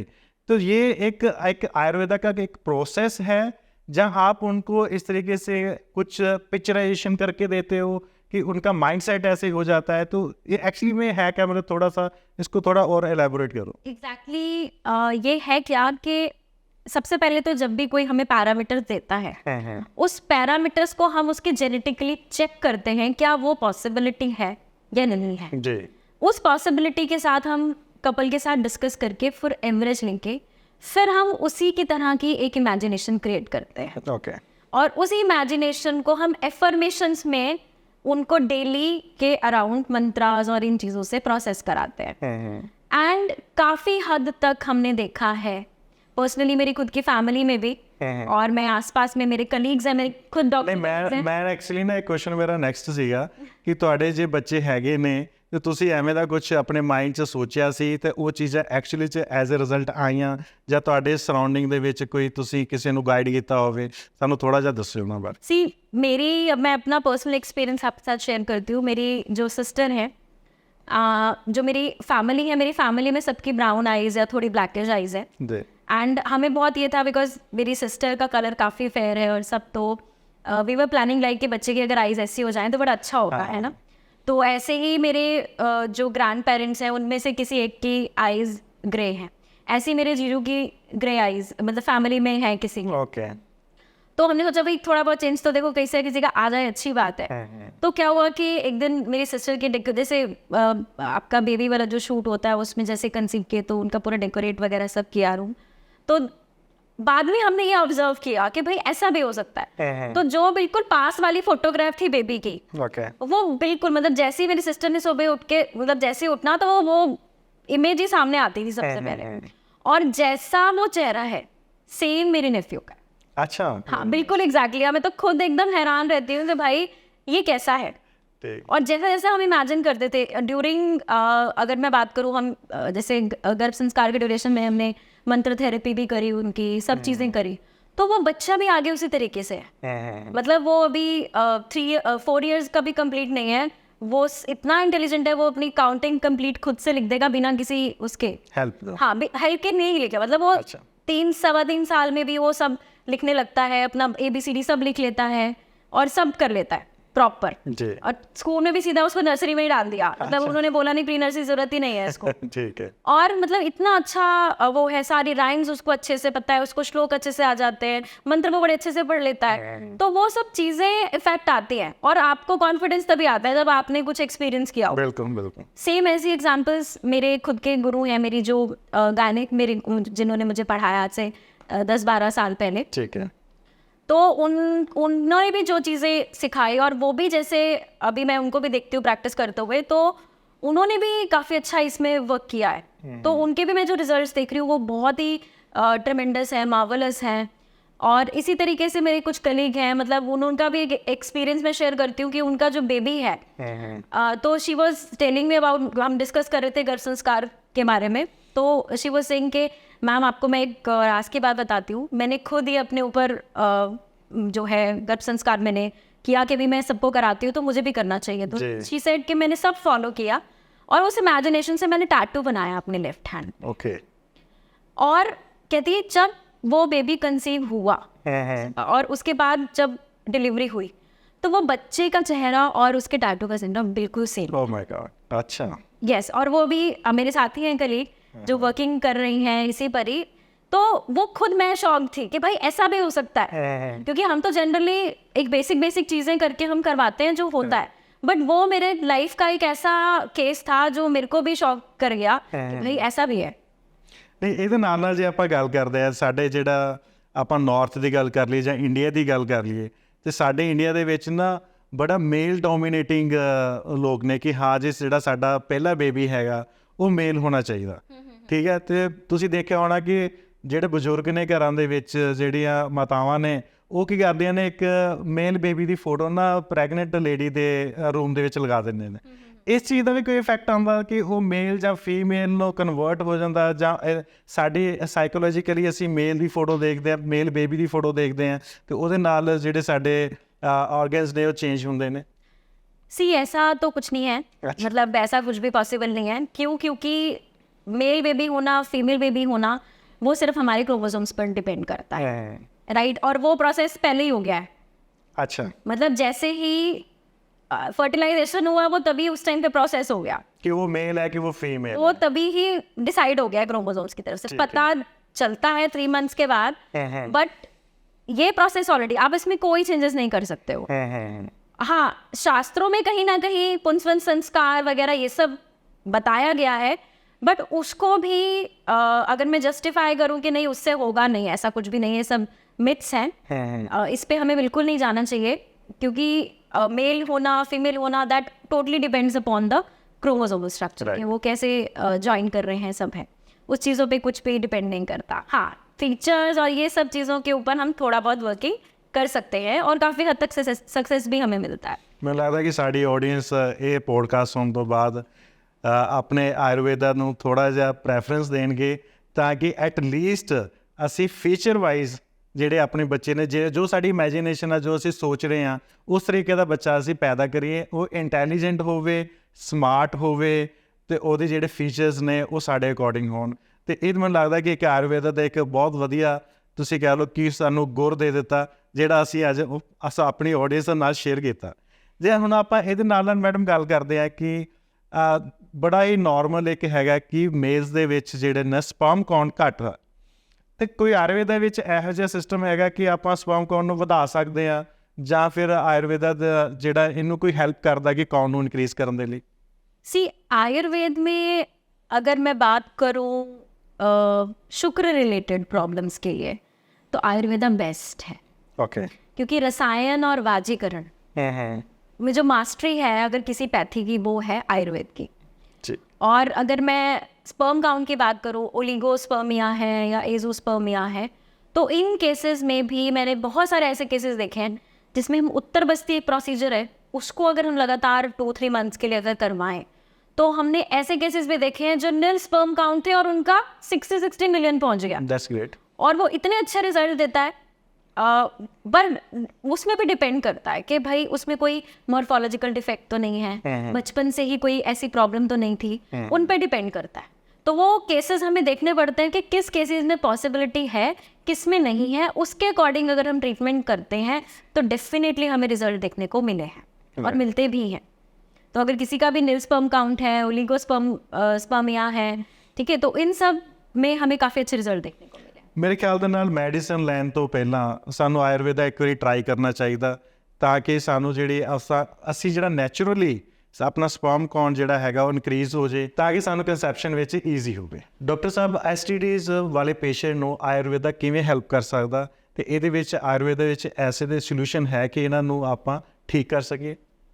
देखो, STDs में भी बहुत सारी ऐसी डिजीज़ हैं जो रिवर्सिबल नहीं है, और काफ़ी ऐसी डिजीज़ हैं जो रिवर्सिबल है भी। तो उन केसेस में अगेन कुछ मेडिसिन अलॉन्ग विद थेरेपीज, जिसमें हम लोग धावन, धूपन, प्रक्षालन ये सब प्रोसेस करते हैं, कुछ मेलेपन भी हम करते हैं पेशेंट्स में, और इंटरनल डिटॉक्सिफिकेशन के लिए वमन प्रोसीजर, विरेचन, ये सब प्रोसेसेस होते हैं जिसमें हम पेशेंट्स को क्योर की तरफ लेके जाते हैं जी। और समटाइम्स किसी ना किसी केस में अगर हमें लगता है कि उसको थोड़ा सा हमें ब्लड प्योरिफिकेशन की ज़रूरत है या हमें कुछ ऐसा थेरेपीज करनी है, तो उसमें हम एक रक्त मोक्षण करके एक प्रोसेस होता है जिसमें हम ब्लड लेटिंग करते हैं, बॉडी से ब्लड को थोड़ा सा जो इम्प्योर ब्लड है उसको बाहर निकालते हैं। तो वो प्रोसीजर भी बहुत ज़्यादा सक्सेसफुल रहता है ऐसे केसेस में। तो अगर मैं HIV या ऐसे केसेस की बात करूँ तो वो तो obviously that is not reversible, but हाँ, अगर उस ड्यूरेशन में किसी को इम्यूनिटी रिलेटेड इश्यूज़ हैं या और प्रॉब्लम्स आ रही है, क्योंकि पेशेंट बहुत हेवी एंटीवायरल्स पर होता है और उस टाइम पे उनका लीवर डैमेज होना शुरू हो जाता है, फिर उनको urine related issues, digestion related issues, बहुत सारे प्रॉब्लम्स आते हैं, तो वो डेफिनेटली रेक्टिफाई होते हैं। ठीक है, तो वो इस तरीके से हम उसको मैनेज करते हैं विद मेडिसिन, थेरेपीज और एसोसिएटेड सिम्टम्स जो भी आ रहे हैं उसको क्योर करते हैं। ਜਿਵੇਂ ਤੁਸੀਂ ਹੁਣੇ HIV ਦੀ ਗੱਲ ਕੀਤੀ ਕਿ ਜੇ ਕੋਈ HIV ਪੋਜ਼ਿਟਿਵ ਹੈਗਾ, ਅੱਜ ਕੱਲ੍ਹ IVF ਦੇ ਵਿੱਚ ਸਾਡੇ ਕੋਲ ਆਪਸ਼ਨਸ ਆਉਣ ਲੱਗ ਪਈਆਂ ਕਿ ਜੇ ਕੋਈ HIV ਪੋਜ਼ਿਟਿਵ ਹੈਗਾ ਤੇ ਆਪਾਂ ਉਹਦੇ ਸਪਰਮ ਜਾਂ ਉਹਦੇ ਐਗਸ ਨੂੰ ਆਪਾਂ ਫਿਲਟਰ ਕਰ ਸਕਦੇ ਹਾਂ, ਔਰ ਫਿਲਟਰ ਕਰਨ ਤੋਂ ਬਾਅਦ ਆਪਾਂ ਸਾਡਾ ਬੇਬੀ ਆ ਰਿਹਾ, ਜਿਹੜਾ ਨਿਊ ਬੇਬੀ ਆ ਰਿਹਾ, ਉਹ ਕਿਤੇ ਨਾ ਕਿਤੇ ਇਸ ਬਿਮਾਰੀ ਤੋਂ ਇਫੈਕਟ ਨਹੀਂ ਹੋਏਗਾ। ਕੁਛ ਆਯੁਰਵੇਦਾ ਦੇ ਵਿੱਚ ਐਵੇਂ ਦਾ ਕੁਛ ਚੀਜ਼ ਹੈਗੀ ਹੈ ਕਿ ਅਸੀਂ ਫਿਲਟਰ ਆਊਟ ਕਰਕੇ ਜਿਹੜੇ ਸਾਡਾ ਬੇਬੀ ਆ ਰਿਹਾ ਉਸ ਨੂੰ ਇਹਨਾਂ ਬਿਮਾਰੀਆਂ ਤੋਂ ਅਸੀਂ ਦੂਰ ਕਰ ਸਕੀਏ। सी HIV और ये सब ब्लड बॉर्न है। अगर ब्लड में आपका वायरल लोड बढ़ गया, राइट, तो आप उसे कैसे आप कवर करोगे? अगर आपके मुंह में अगर बेबी है तो उसको न्यूट्रिशन तो ब्लड से ही मिल रहा है ना, तो आप कैसे प्रोटेक्ट करोगे? तो ये चीज़ों के लिए हमें कहीं ना कहीं जो भी HIV पॉजिटिव है या वायरल लोड बहुत ज़्यादा हाई है, उसमें तो कंसीव करने के लिए मना ही किया जाता है कि उसमें कंसीव नहीं करना है। बट फिर भी अगर स्टार्टिंग स्टेजेस हैं, कुछ है, तो उसमें हम डिटॉक्सिफिकेशन वगैरह प्रोसेस करके उनको थोड़ा कुछ बेटर रिजल्ट दे सकते हैं, जिसमें उनको सिम्टोमैटिक कुछ रिलीफ आए। ਔਰ ਜਿਵੇਂ ਅਸੀਂ ਗੱਲ ਕਰਦੇ ਇੱਕ ਆਈਡਲ ਏਜ ਦੀ, ਗਰਭ ਧਾਰਨ ਕਰਨ ਵਾਸਤੇ ਸਾਡੇ ਕੋਲ ਇੱਕ ideal age male and female ਦੀ ਕੀ ਹੋਣੀ ਚਾਹੀਦੀ ਆ ਕਿ ਜਿਹਦੇ ਵਿੱਚ ਜ਼ਿਆਦਾ ਕੰਪਲਿਕੇਸ਼ਨਸ ਨਾ ਹੋਣ। ਹੁਣ ਬੱਚੇ ਅੱਜ ਕੱਲ੍ਹ ਕੀ, ਅੱਜ ਮੈਰਿਜ ਹੁੰਦੀ ਆ, ਉਸ ਤੋਂ ਬਾਅਦ ਉਹ ਕਹਿੰਦੇ ਜੀ 4 ਸਾਲ ਅਸੀਂ ਪਲਾਨ ਨਹੀਂ ਕਰਨਾ। ਜਦੋਂ 4 ਸਾਲ ਬਾਅਦ ਉਹ ਪਲਾਨ ਕਰਨ ਜਾਂਦੇ ਆ ਤੇ ਉਹ ਪਲਾਨ ਹੁੰਦਾ ਹੀ ਨਹੀਂ, ਠੀਕ ਹੈ। ਤੇ ਤੁਸੀਂ ਕੀ ਰਿਕਮੈਂਡ ਕਰਦੇ ਹੋ ਕਿ ਕਿਸ ਏਜ ਦੇ ਵਿੱਚ ਜਿਹੜਾ ਤੁਹਾਡੀ ਪੋਸੀਬਿਲਿਟੀਜ਼ ਨੇ ਵਿਦਆਊਟ ਮੈਡੀਸਨ, ਚਾਹੇ ਅਸੀਂ ਉਹ ਐਲੋਪੈਥਿਕ ਦੀ ਗੱਲ ਕਰੀਏ, ਚਾਹੇ ਅਸੀਂ ਉਹ ਆਯੁਰਵੇਦ ਦੀ ਗੱਲ ਕਰੀਏ, ਵਿਦਆਊਟ ਮੈਡੀਸਨ ਕਿਸ ਏਜ ਦੇ ਵਿੱਚ ਗਰਭ धारण कर लेना चाहिए?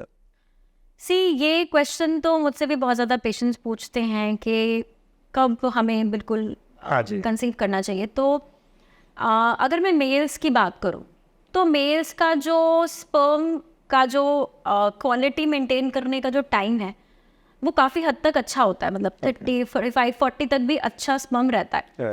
पर फीमेल में ये प्रॉब्लम है, क्योंकि जब एक माँ के पेट में अगर फीमेल बेबी है तो उस टाइम लैक्स ऑफ फॉलिकल्स होते हैं, और वो धीरे धीरे करके जब उसका बर्थ होता है तो ही उसका रिजर्व बहुत ज़्यादा कम हो जाता है। जी जी। और जब मेनार्के का टाइम, यानी कि जब उसको पीरियड स्टार्ट होते हैं, तो ही वो सिर्फ थाउजेंड्स में रह जाते हैं। ओके।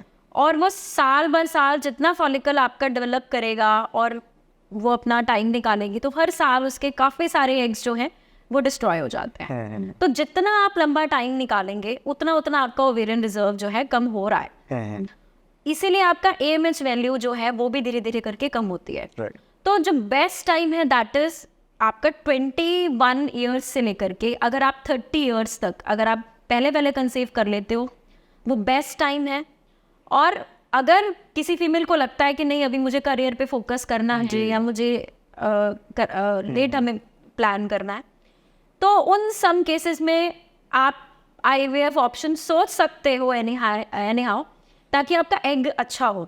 उसमें आजकल जो है एक नई टेक्निक आ गई है जिसमें एग जो है वो प्रिजर्व करने का एक प्रोसीजर है। जी जी जी। तो प्रिजर्वेशन करके रखते हैं, क्योंकि कुछ फीमेल्स हैं 40s में मैरिज करती हैं, 45 में करते हैं, तो अर्ली 30s में जो है वो प्रिजर्व करा लेते हैं, या फिर आपका जो लेट 20s है उसमें, क्योंकि सबको अपना आजकल करियर का पता है, नहीं मुझे तो अभी 10 साल शादी नहीं करनी या ऐसा, तो उसमें प्रिजर्वेशन एक टेक्नोलॉजी को यूज़ करके we can definitely use it. But अगर मैं नेचुरली कंसेप्शन की बात करूँ तो बिफोर 30 आपको कंसीव कर लेना चाहिए एनी हाउ। और शादी भी हो जाए तो आपको जल्दी ही कंसीव कर लेना चाहिए। क्यों? क्योंकि आफ्टर बिफोर मैरिज कोई भी इंसान है वो अपने घर वालों के साथ है, उसका मेंटल स्टेटस बिल्कुल डिफरेंट है, बिल्कुल। वो बिल्कुल फ्री है। आप शादी के बाद चाहे आपका घर का कैसा भी एनवायरनमेंट है, चाहे अच्छा है, बुरा है, मीडियोकर है, चाहे आप एक न्यूक्लियर फैमिली में क्यों नहीं रह रहे हो, स्ट्रेस लेवल हर जगह है। और स्ट्रेस के साथ आपके हार्मोन्स डिस्टर्ब होने ही होने हैं, क्योंकि जब आप मैरिज करके आए तो आप फिजिकली आप साथ में रहते हो, बहुत हार्मोनल चेंजेस होते हैं। अब आपने 9 घंटे की नींद या 8 घंटे की नींद भी नहीं ली ना, तो उस फीमेल के हार्मोन्स डिस्टर्ब हो जाएंगे। आपने भी एक्सपीरियंस कभी किया होगा ड्यूरिंग पीरियड्स, है ना, तब भी फीमेल्स बहुत चिड़चिड़ी हो जाती हैं, ड्यूरिंग ओव्यूलेशन चिड़चिड़ी हो जाती हैं। अगर प्रेग्नेंट भी हो जाए तो उस ड्यूरेशन में भी बड़ा अलग से मूड डिसऑर्डर्स होते हैं। तो ये हार्मोन्स बहुत खतरनाक है, जिसमें मतलब ऑब्वियसली है एक फीमेल की बॉडी में है, बट अगर वो थोड़ा भी चेंज है, और वो हर महीने चेंज होना है। और ਇਹਦੇ ਨਾਲ ਜੇ ਅਸੀਂ ਮੈਡਮ ਗੱਲ ਕਰਦੇ ਹਾਂ ਕਿ ਡਾਕਟਰ ਸਾਹਿਬ ਕਿ ਇੱਕ ਏਰੀਆ ਦਾ ਵੀ ਇਫੈਕਟ ਪੈਂਦਾ, ਜਿਵੇਂ ਏਰੀਆ ਆਪਾਂ ਮੈਟਰੋ ਸਿਟੀਜ਼ ਦੀ ਗੱਲ ਕਰਦੇ ਹਾਂ ਕਿ ਪੋਲਿਊਸ਼ਨ ਹੋ ਗਿਆ, ਸਾਊਂਡ ਨੋਇਜ਼ ਹੋ ਗਈ, ਇਹਨਾਂ ਚੀਜ਼ਾਂ ਦੇ ਨਾਲ ਵੀ ਕੋਈ ਨਾ ਕੋਈ ਆਪਣਾ ਇਫੈक्ट ਪੈਂਦਾ ਪ੍ਰੈਗਨੈਂਸੀ ਦੇ ਵਿੱਚ? हाँ बिल्कुल होगा ना। देखो अगर मैं आज की बात करूँ, अगर मैं एक एग्जांपल लेती हूँ एक एप्पल का। आज जो मैं एप्पल खा रही हूँ, आज से अगर मैं बहुत छोटी थी, अगर मैं वो वाला एप्पल का अगर टेस्ट रिमेम्बर करूँ तो वो तो बिल्कुल जमीन आसमान का फर्क है। तो वो कहाँ से आया, राइट? जो हमारे पेरेंट्स ने या उनके पेरेंट्स ने जो डाइट ली है, क्या हम वो ले पा रहे हैं? बिल्कुल हम नहीं ले पा रहे। अगेन वही बात है, आपके बॉडी में कितना कचरा है वो डिपेंड करेगा आगे कितना कचरा जाने वाला है। तो अगर आप मेट्रोपॉलिटन सिटीज में हो and even if you are very discipline and strict to your diet, even then disease will be there, है ना। हम बात करें अर्ली एज में हार्ट अटैक्स आना, अर्ली एज में लोगों को किडनी रिलेटेड इश्यूज आ जाना, ये क्यों हो रहा है? क्योंकि आजकल देखो टेक्नोलॉजी है, टेक्नोलॉजी मीन्स आप हमेशा एक इलेक्ट्रोमैग्नेटिक वेव्स के बीच में हो और वो आपके बॉडी पे इम्पैक्ट करेंगे ही करेंगे एनी हाउ, तो वो प्रॉब्लम्स करती हैं, बट हम काम करना तो नहीं छोड़ सकते ना, बिल्कुल है ना। अगर किसी को बहुत अच्छा पैकेज मिल रहा है मेट्रोपॉलिटन सिटीज़ में, सारा जिसको नाइट जॉब मिली हुई है और उसको पूरी रात लैपटॉप पे काम करना है, तो वो अपनी नौकरी थोड़ा ना छोड़ेगा। बिल्कुल तो करना क्या है, उसके अकॉर्डिंगली आपको अपने थोड़े चेंजेस करने पड़ेंगे, पर आप बच नहीं सकते। ये फैक्ट है।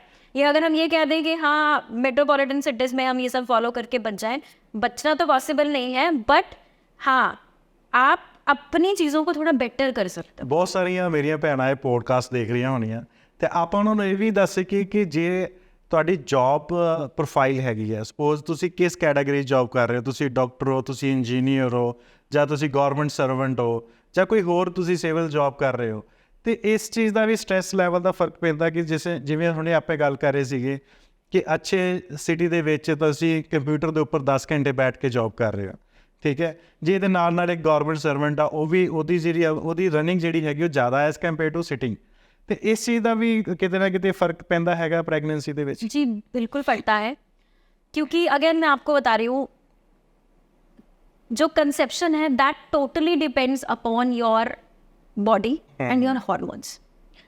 आपकी बॉडी में अगर किसी भी तरह का कोई कॉम्प्लिकेशन नहीं है, बट अगर हार्मोनल इम्बैलेंस है तो डेफिनेटली कंसीव करने में प्रॉब्लम आएगी। ਰਾਈਟ। अब हॉर्मोन्स को आप कैसे जज करोगे, उसको आप नहीं जज कर सकते। आपको नींद अच्छी नहीं आई, हॉर्मोन्स बिगड़ गए, ਬਿਲकुल ठीक। ठीक है। आपको पीरियड अच्छे से नहीं आए, हार्मोन बिगड़ गए। आपका HB कम है, हार्मोन बिगड़ गए, ठीक है। आपकी आज लड़ाई हो गई तो आपका हार्मोन बिगड़ गया, तो अब कहाँ तक रोकोगे खुद को? बिल्कुल। It's not possible. इसीलिए आजकल आपने देखा होगा बहुत सारे लोग वीडियोस बनाते हैं, मेडिटेशन करो, जी, जी। डाइट फॉलो करो, ठीक है, आप प्राणायाम करो, बहुत सारी चीज़ें हैं। इन सारी चीज़ों को करने के बाद ही आप हेल्दी रह सकते हो। पहले तो हेल्दी रहेंगे तो हम कंसीव की तो करने की तो बात की बात करते हैं, तो हेल्दी हम तभी रह सकते हैं जब इन स्टेप्स को आप फॉलो करते हो। एनी हाउ बचना तो मुश्किल है, बिल्कुल ठीक है। क्योंकि अभी आप PGI चले जाओ, कोई डिपार्टमेंट देखो जो खाली हो, ये कोई नहीं है, सब भरा हुआ सार है। भर किडनी का देख लो, किडनी फेलियर से भरे हुए हैं। मतलब आजकल तो छोटी मोटी बीमारी तो होती ही नहीं है। गैस एसिडिटी तो लोग घर पे ही गोलियां खा के ठीक हो जाते हैं, मतलब वो कहते हैं ठीक हो जाते हैं पर होते नहीं है। ਹੁਣ ਇਹਦੇ ਨਾਲ ਜਿਵੇਂ ਤੁਸੀਂ ਗੱਲ ਕਰ ਰਹੇ ਹੋ ਕਿ ਵੂਮਨਸ ਨੂੰ ਖਾਸ ਕਰਕੇ ਲੇਡੀਜ਼ ਨੂੰ ਜ਼ਿਆਦਾ ਪ੍ਰੋਬਲਮ ਹੈ ਐਜ਼ ਕੰਪੇਅਰ ਟੂ ਮੇਲ, ਤੇ ਤੁਹਾਨੂੰ ਲੱਗਦਾ ਕਿ ਪ੍ਰੈਗਨੈਂਸੀ ਨਾ ਹੋਣ ਦੇ ਵਿੱਚ ਵੂਮਨਸ ਦਾ ਜ਼ਿਆਦਾ ਹੱਥ ਹੈ ਐਜ਼ ਕੰਪੇਅਰ ਟੂ ਮੇਲ? नहीं, ऐसा नहीं है। नॉर्मली जब भी ऐसा आता है कि भाई इनफर्टिलिटी है तो घर वाले बोलते हैं अरे भाई लड़की में ही कमी होगी। ਹਾਂ, ਮੈਂ ਨਾ ਐਕਚੁਅਲੀ ਇਹ ਚਾਹੁੰਦਾ ਸੀਗਾ ਕਿ ਮੇਰੀਆਂ ਭੈਣਾਂ ਦੇਖ ਰਹੀਆਂ ਹੋਣੀਆਂ, ਉਹਨਾਂ ਨੂੰ ਕਿਤੇ ਨਾ ਕਿਤੇ ਇਹ ਅਸੀਂ ਦੱਸ ਸਕੀਏ ਕਿ ਇਹ ਦੋਨਾਂ ਦਾ ਇੱਕ ਕੰਬੀਨੇਸ਼ਨ ਆ, ਕਿ ਇਹ ਇੱਕ ਚੀਜ਼ ਦੇ ਇੱਕ ਬੰਦਾ ਜੇ ਕਹਿ ਰਿਹਾ ਕਿ ਮੇਲ 'ਚ ਪ੍ਰੋਬਲਮ ਹੈਗੀ ਤੇ ਮੇਲ ਦੀ ਵੀ ਪੂਰੀ 100% ਪ੍ਰੋਬਲਮ ਨਹੀਂ ਹੋ ਸਕਦੀ, ਜੇ ਫੀਮੇਲ ਦੀ ਪ੍ਰੋਬਲਮ ਹੈਗੀ ਤੇ ਫੀਮੇਲ ਦੀ ਪ੍ਰੋਬਲਮ ਨਹੀਂ ਹੋ ਸਕਦੀ। ਇਹਨੂੰ ਤੁਸੀਂ ਥੋੜਾ ਇਲੈਬੋਰੇਟ ਕਰੋ। बहुत सारे केसेस देखने में आए हैं जिसमें 60% केसेस में मेल का जो फैक्टर है वो ज़्यादा रिस्पॉन्सिबल होता है। अच्छा। बट ये इतना ज़्यादा जो है अभी लोगों को पता नहीं है, क्योंकि मैं इसको लगता नहीं है मैं तो ठीक हूँ, बिल्कुल सही है, मुझे क्यों टेस्ट की ज़रूरत है। आधे लोग तो टेस्ट ही नहीं कराते, नहीं कराता है। और बहुत टाइम हो जाए, गलती से टेस्ट हो जाए, उस टाइम पे उनको यही ट्रस्ट नहीं होता, नहीं मेरी तो रिपोर्ट ही गलत बता दी डॉक्टर ने, मैं तो बिल्कुल ठीक हूँ जी, देखो मेरे को कोई प्रॉब्लम है, मैं फिट हूँ पूरा। एग्जैक्टली। तो ये जो ईगो फैक्टर है मेल का, ये भी कहीं ना कहीं जो है इनफर्टिलिटी का बहुत बड़ा कारण है। पर एनी हाउ आजकल के टाइम पे जो मेल्स हैं बहुत ज़्यादा सपोर्टिव हैं, अपने पार्टनर को अच्छा सपोर्ट करते हैं, सब करते हैं, तो ये सब चैलेंजेस जो है वो फेस करने को भी रेडी है और उसको ट्रीट करने की भी रेडी है। और ऐसा नहीं है, मेल फैक्टर तो बड़ी जल्दी मतलब बहुत अच्छे से रिकवरेबल है, उसमें कोई प्रॉब्लम नहीं है। हाँ, फीमेल में पता जल्दी चल जाता है क्योंकि सबको लगता है बेबी इसके पहले चेकअप करा लो, वो बेचारी दवाइयाँ खाती रह जाती है, उसका स्पर्म काउंट ही नहीं है। तो ये फैक्टर है। तो उन सब चीज़ों में मैं किसी मेल फैक्टर या फीमेल फैक्टर को ज़्यादा इलेबोरेट नहीं करूँगी कि इसका गलती है या इसकी गलती है। No, it's not like that. Simple it is, अगर प्रॉब्लम है गो फॉर योर इन्वेस्टिगेशंस, उसमें कोई प्रॉब्लम आ रही है उसको रेक्टिफाई करो, नेचुरली कंसीव करो, हो गया बहुत अच्छी बात है, नहीं हो गया और ऑप्शंस नहीं है हमारे पास है, then you can go for IVF। तब लास्ट फेस सोचिए। IVF आपकी लास्ट ऑप्शन होनी चाहिए। Yes, बिल्कुल। ठीक है ना। पहले ਅਸੀਂ ਆਪਣੇ ਆਯੁਰਵੇਦਾ ਜਿਹੜਾ ਸਾਡਾ ਘਰ ਦਾ ਕਹਿੰਦੇ ਨੇ ਘਰੋਂ ਕੰਮ ਸ਼ੁਰੂ ਕਰੀਏ, ਅਸੀਂ ਇੰਡੀਆ 'ਚ ਰਹਿੰਦੇ ਆ, ਇੰਡੀਆ ਦਾ ਆਯੁਰਵੇਦਾ ਹੈਗਾ, ਅਸੀਂ ਉਹਨੂੰ ਸ਼ੁਰੂ ਕਰਕੇ ਫਿਰ ਅਸੀਂ ਵੈਸਟਰਨ ਵੱਲ ਜਾਣਾ ਜਾਈਏ, ਕੋਈ ਗੱਲ ਨਹੀਂ। ਜੇ ਤੁਹਾਨੂੰ ਨਹੀਂ ਸੋਲੂਸ਼ਨ ਮਿਲਦਾ ਤੁਸੀਂ 2-4 ਸਾਲ ਜੇ 10-10 ਸਾਲ, ਮੈਂ ਕੁਝ ਐਵੇਂ ਦੇ ਕੇਸਿਸ ਵੀ ਦੇਖੇ ਹੈਗੇ ਕਿ 10-10 ਸਾਲ IVF करा लिया, उस तो बाद ही भी रिजल्ट जीरो ने। नहीं, मैं अभी रिसेंटली अपना एक केस आपके यहाँ डिस्कस करूंगी। मेरे 2 केसेस अभी पॉजिटिव आए हैं, कंसीव हुए हैं, उनके 2 बार IVF फेल थे। ओके। और अभी रिसेंटली उनके जो है रिपोर्ट्स हैं, बिल्कुल 3 मंथ्स के ट्रीटमेंट में वो भी पॉजिटिव आई हैं और दे आर वेरी हैप्पी। ऐसा कुछ भी नहीं है, बस सिर्फ ये है कि लोगों को पहले ट्रस्ट करना ज़रूरी है। 10 में से मैं कहती हूँ अगर मेरे 5 पेशेंट भी बिना IVF के ठीक हो गए या IVF फेल्ड भी अगर बेटर हो गए, मेरे लिए तो यही सक्सेस है। हमें अपना काम बेस्ट करना है, नेचुरली कंसेप्शन पे फोकस करना है, पूरा गाइडेंस करना है। अगर पेशेंट 100% फॉलो करने के लिए तैयार है तो डॉक्टर क्यों जाएगा थोड़ी कमी छोड़ना, वो तो 200% देगा ना। बट आप फॉलो करने वालों बनो, हम कराने वाले बनते हैं, आप उसको फॉलो करके अच्छा रिजल्ट लो। और एनी हाउ थोड़ा बहुत रह भी गया, एटलीस्ट आपकी बॉडी तो अच्छी हो गई। और ट्रस्ट फैक्टर जो आपने बोला कि ट्रस्ट जो है, ट्रस्ट हम क्या करते हैं, हम एलोपैथिक में ज़्यादा ट्रस्ट लेके चलते हैं। हमने मेडिसिन ले ली एंड हम एज्यूम करते हैं कि मुझे ना 10 घंटे में मुझे कुछ ना कुछ इंटरनली फीलिंग आ जाती है कि मैं ठीक होना शुरू हो गया। अगर हम इसी को आयुर्वेदा में लेके चलते हैं, मेडिसिन लेते हैं, हम 2 दिन के बाद सोचना शुरू करते हैं पता नहीं हुआ कि नहीं हुआ, तो वो कहीं ना कहीं पे हमारे में ट्रस्ट नहीं है। तो वो हमें ट्रस्ट बिल्ड करना है इस चीज़ के। देखो, हम बिल्ड नहीं कर सकते, पेशेंट को खुद अपने बारे में ही सोचना पड़ेगा जी। आप बहुत दवाइयाँ खा चुके हो, बहुत सारे अपने ध्यान नहीं दिया आपने, फिर आप IVF करा के भी आपने इतने हार्मोन्स की पिल्स ले ली, आपने इंजेक्टेबल्स ले लिए, फिर आप एक्सपेक्ट कर रहे हो कि मेरे को अभी 2 महीने में कंसीव कर दो, 3 महीने में कंसीव कर दो, तो दिस इज़ नॉट पॉसिबल। ये एक जर्नी है जिसको आपको धीरे धीरे ही चलना पड़ेगा। और अगर आप ऑलरेडी सब जगह से घूम के आए हो तो डोंट एक्सपेक्ट कि अभी 2 महीने में कुछ हो जाएगा। No, it is not possible. You have to give us time जिसमें हम नेचुरली दोनों मतलब जो कपल है उसको कंप्लीट डिटॉक्स करेंगे, जिसमें मेल का भी होगा, फीमेल का भी होगा, बेटरमेंट की तरफ जाएंगे और फिर हम we will plan for that. और बहुत सारे केस में सक्सेस होता है, ऐसा कोई केस है नहीं जिसमें नहीं, क्योंकि बहुत सारे ऐसे पेशेंट्स हैं जिनको ट्यूबल ब्लॉकेज होता है। एलोपैथी में सिंपल है भाई, आप लेप्रोस्कोपी कराओ भाई, उसको क्लीन करा के हम ओपन कर देंगे। बट आयुर्वेद में ऐसी ऐसी थेरेपीज हैं, ऐसे ऐसे ट्रीटमेंट जिसमें ट्यूब्स ओपन होती हैं।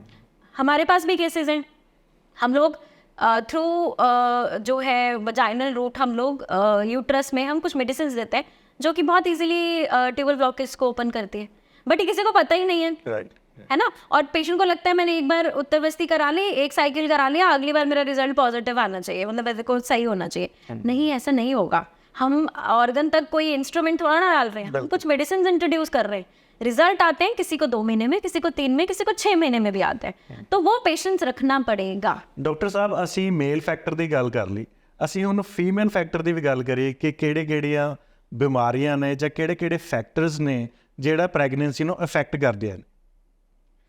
सी फीमेल्स में मेनली अगर मैं बात करूं तो अगर मैं बहुत इजी वे में आपको समझाऊं तो कुछ ऐसे प्रॉब्लम्स होती हैं जो ऑर्गन रिलेटेड होते हैं और कुछ प्रॉब्लम्स होंगे आपको रिलेटेड टू योर हार्मोन्स और कुछ ऐसे एक्सटर्नल फैक्टर्स होते हैं जो कि इन्फेक्शन समटाइम्स जो इनफर्टिलिटी कॉज करते हैं।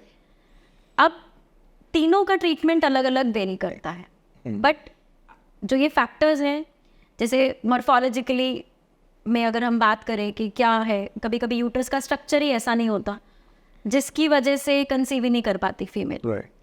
समटाइम्स उसमें कभी कभी फाइब्रॉइड्स हो जाते हैं, फाइब्रॉइड जिसको रसौली बोलते हैं आज के टाइम में, तो वो इतना एरिया घेर के रखते हैं यूट्रस में कि कंसेप्शन ही नहीं हो पाती। बच्चा जो है, जो जाइगोट है, वो डेवलप होकर के आपके यूट्रस से अटैच ही नहीं हो पाता।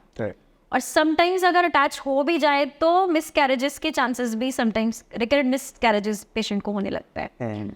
इसी तरीके से हॉर्मोन्स रिलेटेड प्रॉब्लम है, जैसे कई लोगों का प्रोलैक्टिन लेवल है वो डिस्टर्ब होता है, AMH लो होता है, आपका LH-FSH डिस्टर्ब रहता है जो कि फैक्टर है आपके ओव्यूलेशन के लिए, बहुत मैटर करता है।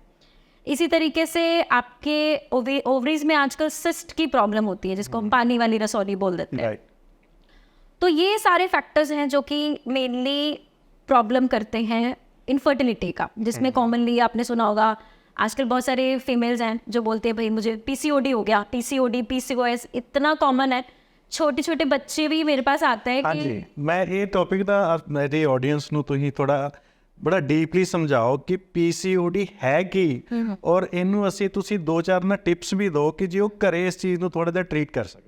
सी पीसीओडी बेसिकली अगर हम स्टार्टिंग की बात करें, अगर शुरुआती स्टेजेस में होता क्या है, ड्यू टू हार्मोनल इम्बैलेंस जो हमारा फॉलिकल एक मेच्योर होना है, ठीक है, अगर वो मेच्योर नहीं हुआ, छोटा रह गया, तो हम इसे इमेच्योर फॉलिकल बोल देते हैं।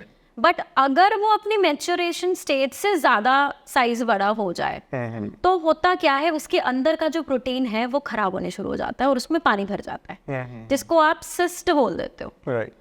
ये हर महीने हर फीमेल के बनती रहती है, ख़त्म होती रहती है, ख़त्म, ऐसा चलता रहता है। अगर यही सिचुएशन प्रोलॉन्ग्ड हो जाए तो कुछ फीमेल्स में सिस्ट परमानेंट भी एक बड़े साइज में डेवलप हो जाती है, और उन केसेस में तो कभी कभी मेडिसिन भी काम नहीं करती और हमें सर्जिकल ही जाना पड़ता है। अच्छा। और वो कुछ ऐसी फीमेल जो कि 30-35 क्रॉस कर चुकी हैं, उन फीमेल्स में कैंसर भी कर सकती हैं। Oh my God. तो इट्स वेरी सीरियस। तो हमें पीसीओडी पीसीओएस को नॉर्मल नहीं रहना चाहिए। अगर सोचो ना, किसी फीमेल को भी मेनार्के हुआ है 13-14 ईयर्स में के एज में, और अगर वो 25 साल की उम्र तक पीसीओडी उसको हो गया है, तो दैट मीन्स कब से उसको हार्मोनल इम्बैलेंस चल रहा होगा अंदर, बिल्कुल, जो कि एक सिस्ट का रूप ले गया, और फ्यूचर में उसको कंसीव करने में भी प्रॉब्लम आएगी। बिल्कुल। और अगर ना भी आए बट फिर भी अगर रेक्टिफाई नहीं किया तो फ्यूचर में कुछ ना कुछ गड़बड़ तो होगी। तो व्हेनेवर आपको पता चले तुरंत उसका ट्रीटमेंट करवाएं। बट ट्रीटमेंट अगेन मैं वही बात करूंगी, हार्मोनल पिल्स और ये सब पे पहले मत जाओ जी। पहले अपनी डाइट, अपनी ਲਾਈਫਸਟਾਈਲ, ਆਪਣਾ ਮੈਡੀਕੇਸ਼ਨ। ਔਰ ਮੈਨੂੰ ਲੱਗਦਾ ਕਿ ਕਿਤੇ ਨਾ ਕਿਤੇ ਬੱਚਿਆਂ ਨੂੰ, ਜਿਹੜੇ ਸਾਡੇ ਬੱਚੇ ਨੇ, ਕਈ ਸਿੰਗਲ ਪੇਰੈਂਟਸ ਨੇ, ਠੀਕ ਆ, ਉਹ ਡਰਦੇ ਨੇ ਕਿ ਅਸੀਂ ਆਪਣੇ ਫਾਦਰ ਦੇ ਨਾਲ ਕਿਵੇਂ ਇਹ ਚੀਜ਼ਾਂ ਡਿਸਕਸ ਕਰੀਏ।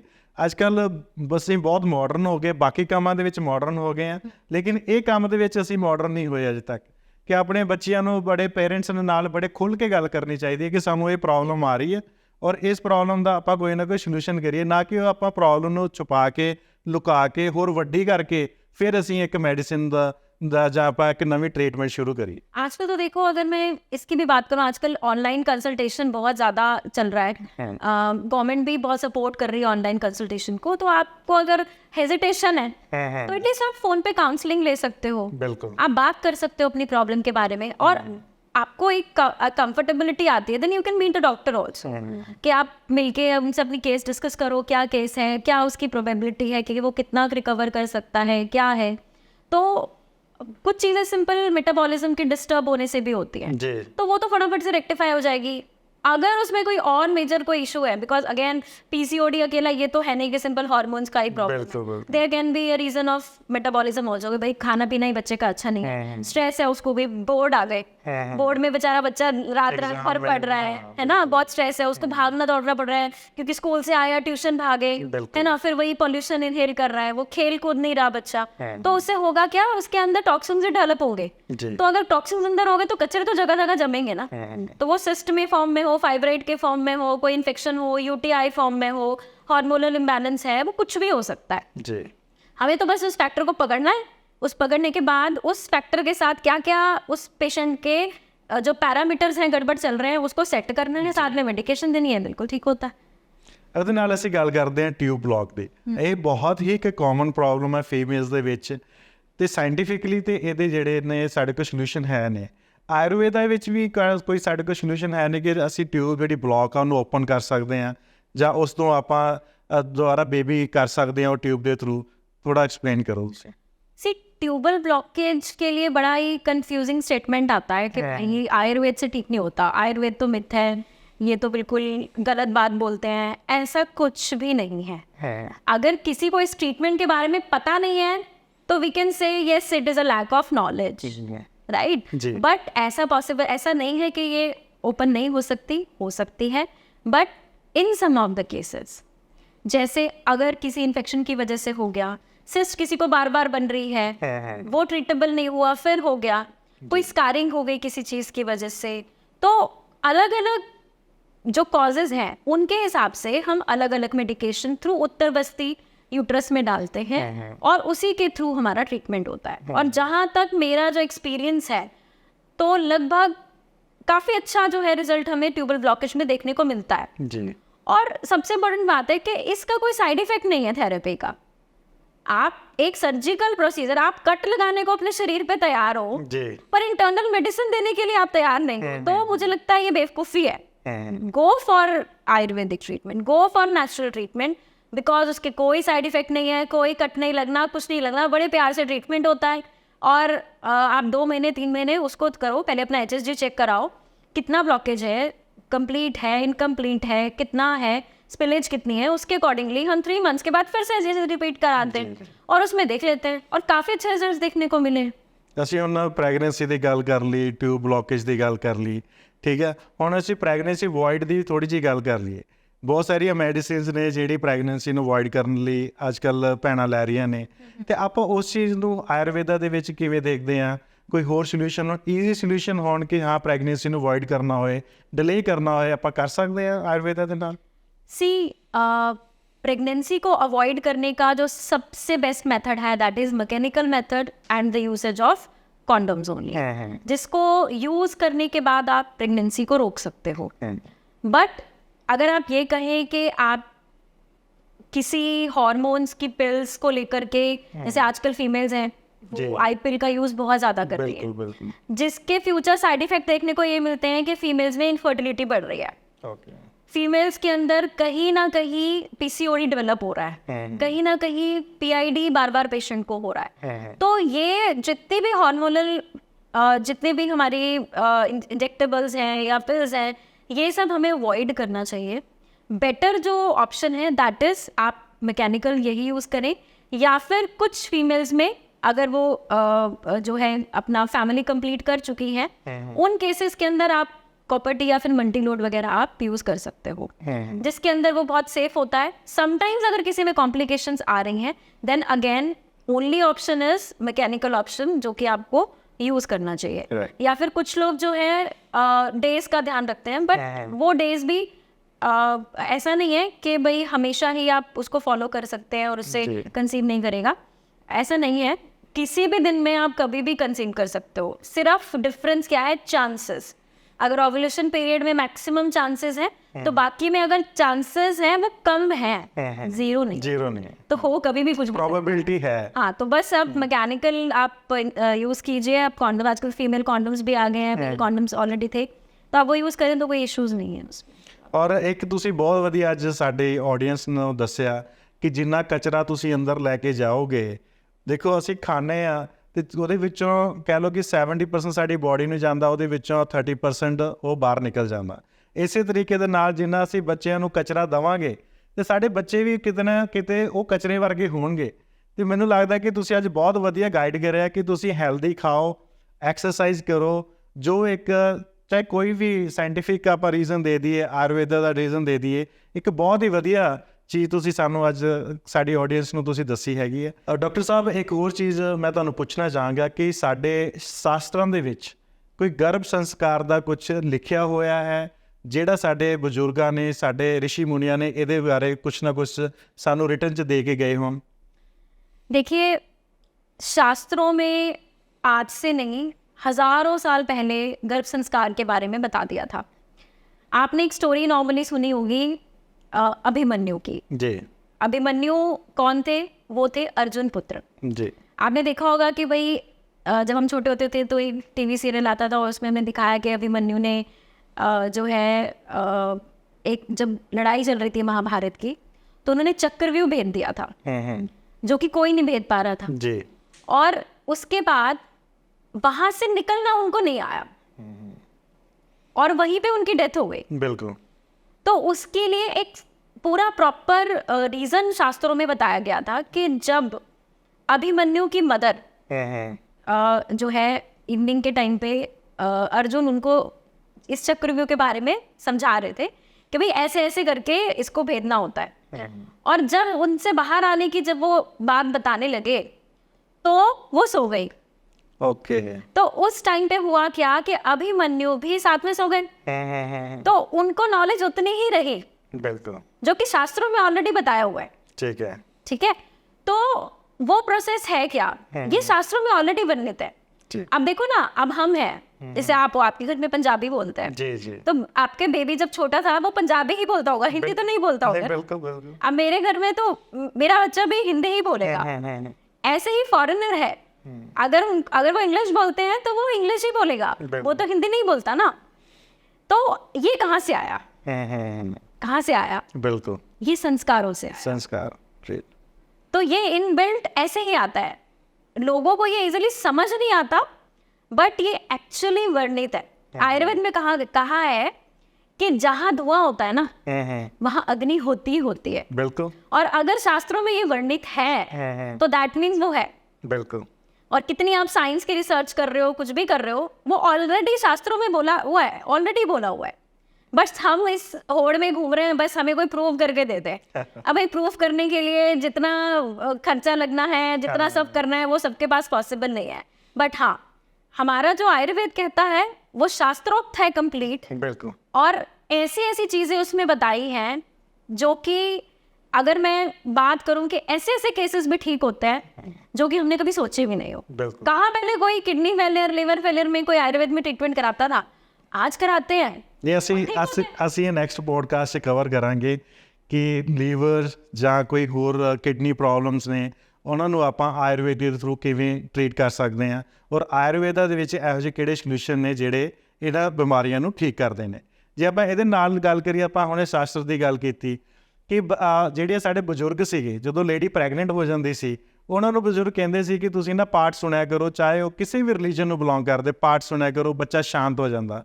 ਤੇ ਇਹ ਤਾਂ ਮੈਂ ਪ੍ਰੈਕਟੀਕਲੀ ਵੀ ਦੇਖਿਆ ਕਿ ਜਦੋਂ ਤੁਸੀਂ ਪਾਠ ਕਰਦੇ ਹੋ ਤੇ ਬੱਚਾ ਆਰਾਮ ਦੇ ਨਾਲ ਬੜਾ ਸ਼ਾਂਤ ਹੋ ਕੇ ਸੌਂਦਾ, ਤੇ ਉਸ ਚੀਜ਼ ਦਾ ਕਿਤੇ ਕਿਤੇ ਉਹਨਾਂ ਬੱਚਿਆਂ ਤੱਕ ਵੀ ਇਹ ਵਾਈਬਸ ਜਾਂਦੀਆਂ ਨੇ ਅੰਦਰ, ਔਰ ਇੰਟਰਨਲੀ ਇਸ ਚੀਜ਼ ਨੂੰ ਫੀਲ ਕਰਦੇ ਨੇ ਕਿ ਹਾਂ ਜੋ ਮਾਂ ਸੁਣ ਰਹੀ ਆ, ਜੋ ਮਾਂ देख रही है, वो बच्चा भी उस चीज़ ਨੂੰ ਨਾਲ ਦੀ ਨਾਲ देख रहा है और सोच रहा है और सुन रहा है। गर्भ संस्कार आज के टाइम में जितना इंडियंस को नहीं पता, उससे ज़्यादा फॉरेनर्स को पता है। वो आते हैं इंडिया में, अपने गर्भ संस्कार कराते हैं और चले जाते हैं।